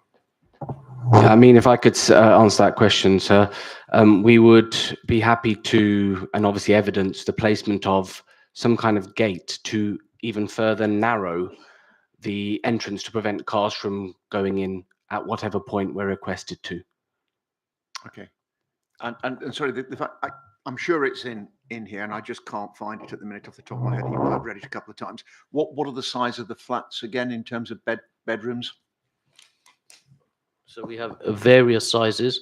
We've got some studio units. The downstairs, the 2-bedroom, 4 people is at the top of my head. It's around 74, 76 square meters, being one of the biggest flats there. So it's a mixture of studios, 1 beds, and 2 beds. It's a mixture of 2-bedroom, 4 people unit, and then we have a 1-bedroom unit on the ground floor, and then studios above. And how many studios? We have on the top of my head. There's 3 studios in there. 3. Okay, so I'm sure it's in there. I just Yes, I yes, couldn't no find problem. it. No worries. Thanks. Okay, that's fine. Thank you. Any other questions? Tom Bruce. Can I ask about the comment that the objectors raised about access during construction? Yeah. So, I mean, whether it's 2.8 or whatever, whatever the numbers were up there, it looks very tight. How are you going to ensure that that's safely delivered, that residents are going to be looked after? We've had previous here where much wider access has had issues, and we've had to look at, big development companies have had to look at how they can have people on site constantly on the road, making sure people are getting in and out, making sure that the access to the construction vehicles is in and out, not destroying other people's property or trees or cars or whatever. So how can you ensure that that's happening, particularly where you're talking about something very tight and going down, and as is suggested, I don't know if this is true, suggested would have to reverse coming back out with no turning on the site? Okay, so we've actually provided a CLP. Inside that CLP, there's a swept path analysis in there. That's with a lorry coming in. So the first house will be constructed first, so they won't need, they'll be able to reverse out. That will be then changed to a small tipper van, so it'll be able to reverse in and out within that site as well.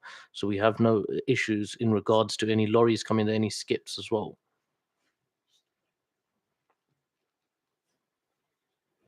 So just to go back, so you're saying it will need to be front in, reverse out. Yes. But you're suggesting, even though there's a tiny amount of space on either side, yes, that's completely sorted, normal. There'll be no, what about the situation where there is? I mean, I don't know who owns. Maybe you own the walls. I don't know, but there's trees outside, there's cars outside on the road turning out. I don't know what all that is. It's just making sure that that's looked after. So we'll have some banksmen at that time, at construction time, if that was the case. Well, obviously there's going to be a condition secured with that for a construction logistic plan. In that, we'll be using different types of vehicles in terms of small tippers to get the concrete in and load it off at the same time. So there's skips as well. The banksmen will help them. So when they need to reverse out or wherever it is at that time, that can be looked at that further and construction phase plan. Yeah, so a couple more questions. So just on you saying about banksmen seeing people in and out, that's part of the conditions, is it? That will be... There will be a CLP, and that will be part of the CLP, yes. Correct. Okay. And I suppose if there are things that happen on the ground, so there's issues on the day, these are issues that we've had to deal with in the last few years, and that various officers have been involved in with developers, where that hasn't happened or isn't happening and there are problems, residents getting in touch with you and making sure that things are safe. Because from what the objectors are saying, I'm not saying they're right or they're wrong or whatever, but they're saying that they haven't had the information from you. How can they be assured that they can easily contact you and things will be resolved quickly and properly, and that there won't be those issues that that they suggest might happen? Frankly, that's quite incorrect, because I've had a few phone calls with residents as well. One was in regards to their fencing and in regards to a daylight report. So they have had some communication with myself, and that is through my clients as well. There's also email exchanges within the CLP. there will be further details involved in terms of who's the construction company, who would be looking after the site, their email and a proper phone number for them to contact at any time.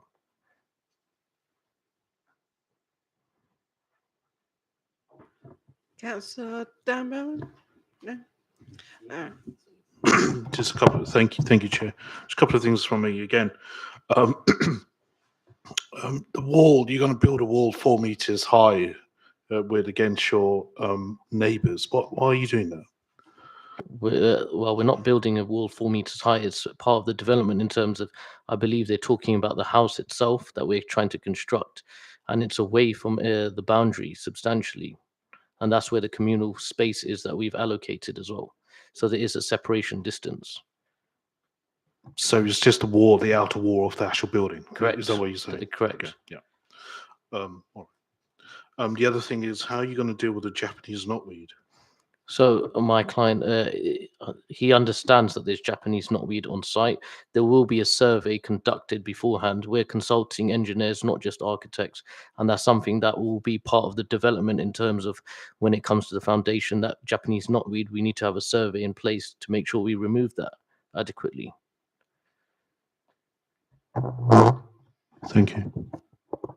Any more questions? Nope. Thank you very much. Okay, we can go into debate now. Councillor Dunn? Chair, I'd like a quick question to Leo, if that's right with you. Just could you go back to, no, sorry, not Leo, sorry. It's been a long night, Aaron. Put you on the spot there. So we heard the objector, was John, I think it was his first slide on where he felt breach of the local plan. I wondered if you could just comment on that.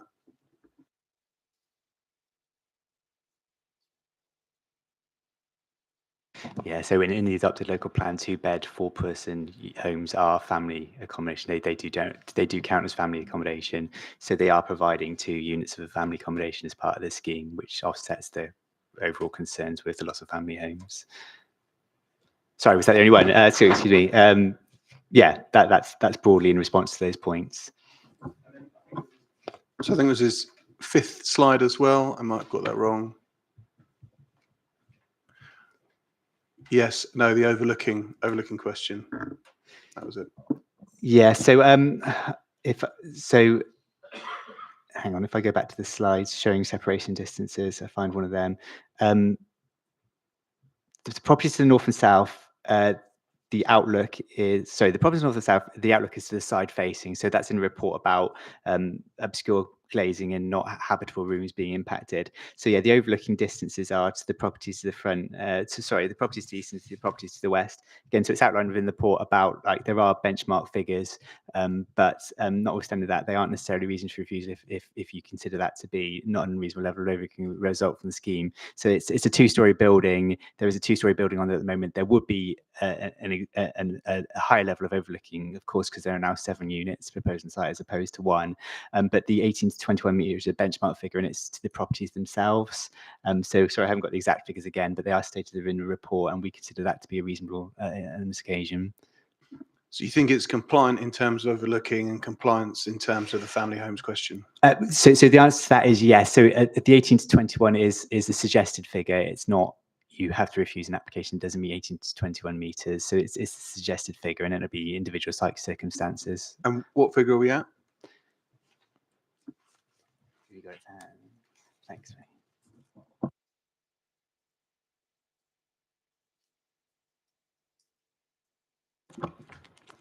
Agreed, yeah, to the properties on Thornbury Road, and then the properties on the Grove to the west, 21 metres. And so under 18 metres, what does that mean? 17 and a half or?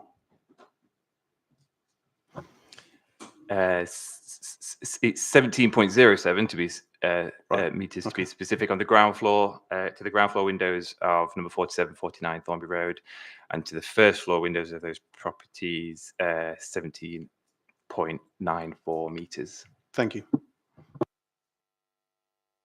Any Councillor? Yeah, just while we're on this, just to be clear, I mean, I'm sure it's obvious for others, but when we're talking about the north wall and then the west bit. That's essentially where the house sits at the moment.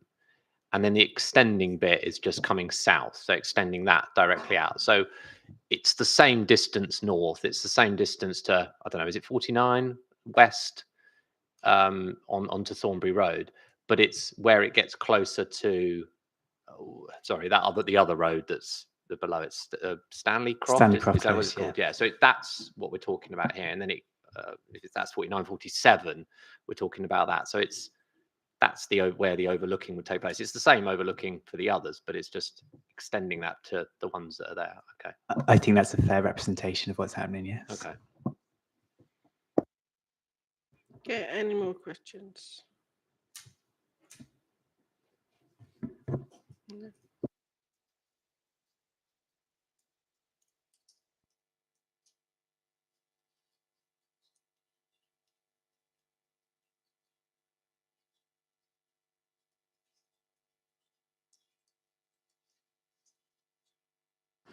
I'll throw a question in for sort of question time.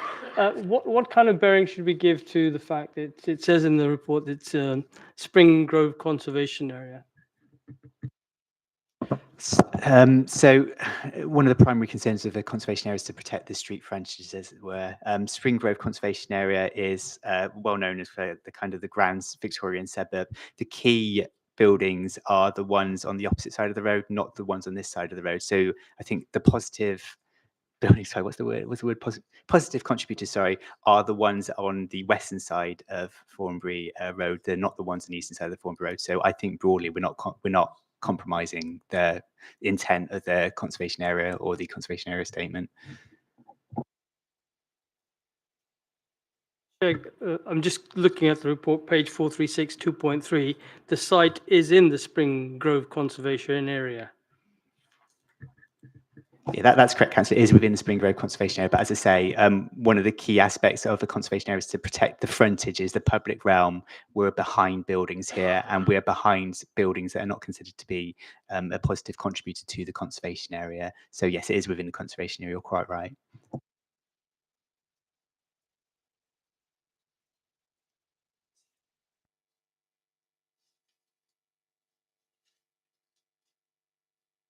Any more questions? No? Anyone want to move it? Move the debate to a vote.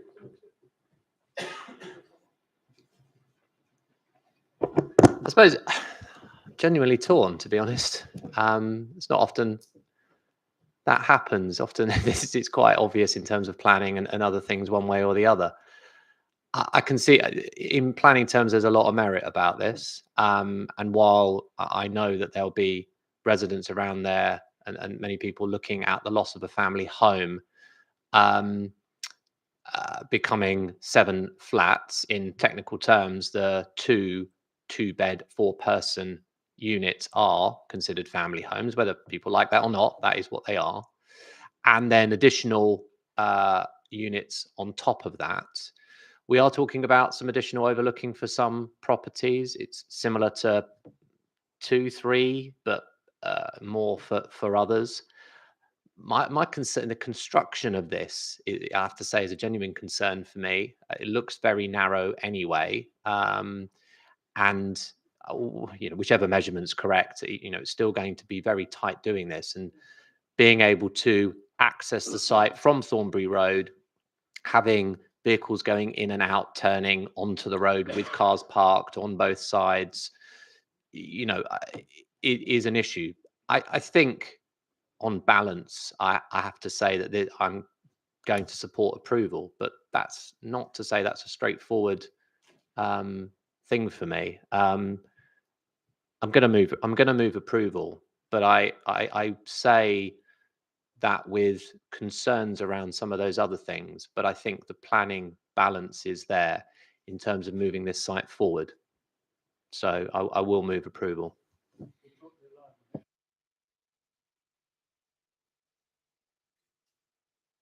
Yeah, I share all of Councillor Bruce's issues, but time again that we do see that every time you build something, there's going to be a problem, whether exit, entry, noise, whatever. And I'm really sorry for the objectors, but if we bowed to that every time, we would simply build nothing. And there are mechanisms that can be put in place to make sure that the contractors abide by what the standards the council expect. If they don't, there's a mechanism, and I'm sure that local councils will be on it very quickly to report the contractors. But we can't use that as a means for refusal. And the scheme has got merits, as Councillor Bruce says, but I do see some of the downsides. But on balance, the producing those much needed properties is just tips it over, for me, tips it to the side that Councillor Bruce is. So I'll second his proposal. Thank you. Okay, we'll go to the vote, and all those for 4. Thank you. And no against, obviously. That was approved unanimously. 8-4, none against, no abstentions. Thank you.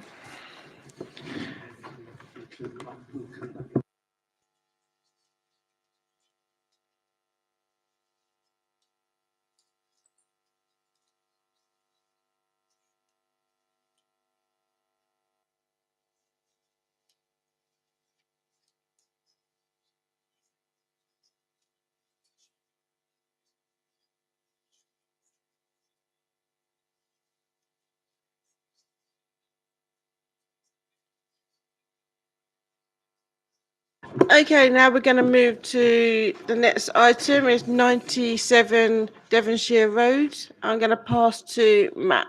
Thank you. Thank you, Chair. So this is 97 Devonshire Road. We are in the Chiswick-Gunsbury ward, south of Chiswick High Road. I'll start by saying that there were objections raised to the scheme. This was a scheme that was called in by Councillor Bidoff. No one's speaking here tonight, but I will refer to some of the concerns that were raised during the presentation. So this is the application site. It is currently a ground floor commercial use and 2 flats above.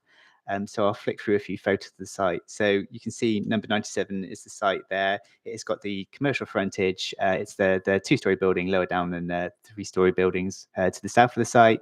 Again, this is the property in the context of neighbouring properties. Now we're looking to the northern side. Now we're around the back, pertinent because there's going to be some roof extensions and alterations to the rear of the property.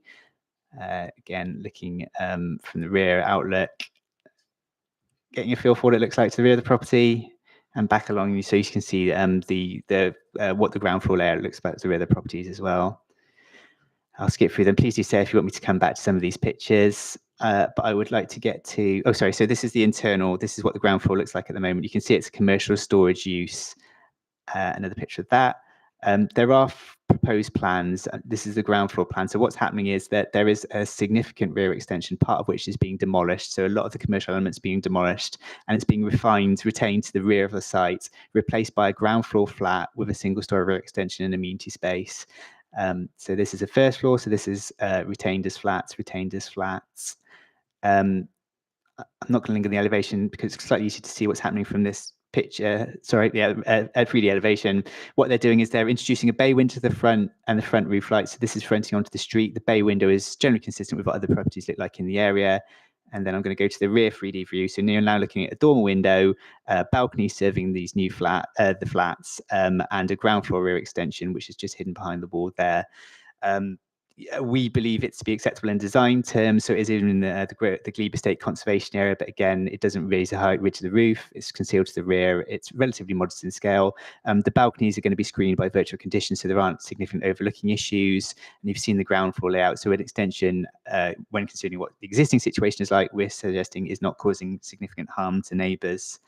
It's a CPZ, so no parking on site, but they'll be restricted from access to car parking permits. There is a loss of a business use at ground floor level, part of the floor space, but it is retained to the rear and again replaced with a use that we consider to be positive, and it's in keeping with the character of the area. Yeah, I think maybe I'll just leave the rest of the questions if that's okay, Councillor. I hope that's a reasonable overview. Yeah, Tom Bruce. Yeah, just to confirm, it's a shop at the moment and 2 flats above. Or a commercial a space, not commercial shop. use. So you've Sorry. seen like a kind of Yeah, no. Yeah. Not residential. And 2 flats above. So when you said there's extension here to the top as well, and the balconies and bits happening there, the 2 flats that are currently there, do they have access to the CPZ at the moment? They will do, yes. But you're saying the proposals mean that none of these in the future will have access to the CPZ. So currently they do, but in the future they won't. That's correct, yes. Oh, sorry, do you want to come on that point? Excuse me, so it's just a ground floor flats are being restricted access to the CPZ. Apologies, councillor. Okay. So the new flat. So you live upstairs, you can park your car. Yeah. You live downstairs. You can't. Yeah, sorry. No. Okay. That's interesting. All right. Councillor Dan. Thank you, Chair. You said there's an existing large extension.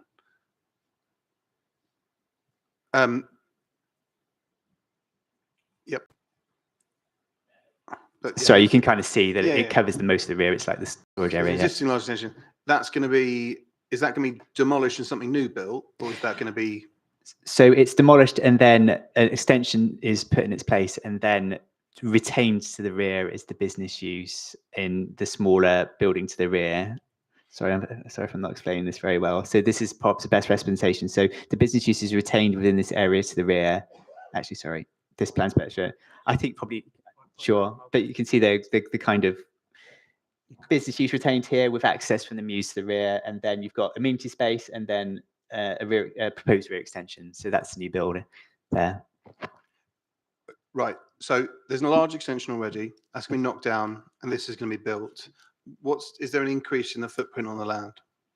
No, there's a decrease in footprint on the land because there's new amenity space put in there between the rear extension of the residential use and the commercial use at the rear of the site.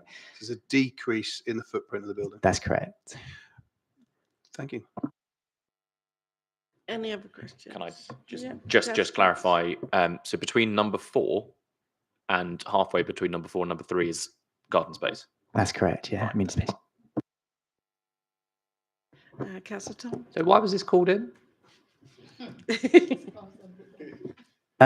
So the reasons given broadly complied with the concerns of the residents in terms of impact.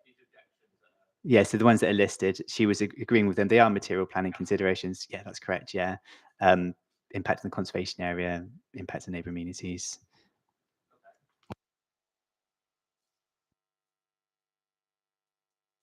Councillor Dunn.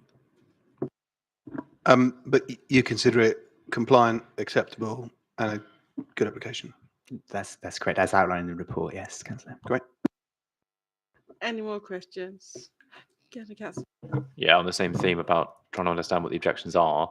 If we just go to the picture of the balcony, one of them was about loss of privacy, but I guess you can't really see it in the pictures here, but I've just got it on Google Earth here. The neighbouring properties don't appear to have huge gardens, although the one slightly north of it does. The one to the south has a similar structure out the back. So I'm just, maybe it's difficult with Councillor Biddulph not being here, but where would the loss of privacy be if the gardens are filled in? And they're going to have obscured glazing. Well, I think that's the pertinent thing is that they will have screens around the side, so there will. It's the 1.8 meters high. There'll be no outlook at all from these balconies. Any other questions? Shall we go to a debate then? Councillor Dan. I think this is another slam dunk. Could see there's no planning reasons to refuse. Officers have said what the positives are, so propose we approve.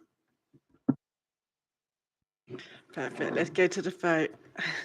Okay, all those for 4. Okay, that's another unanimous approval, 7-4, none against, no abstentions.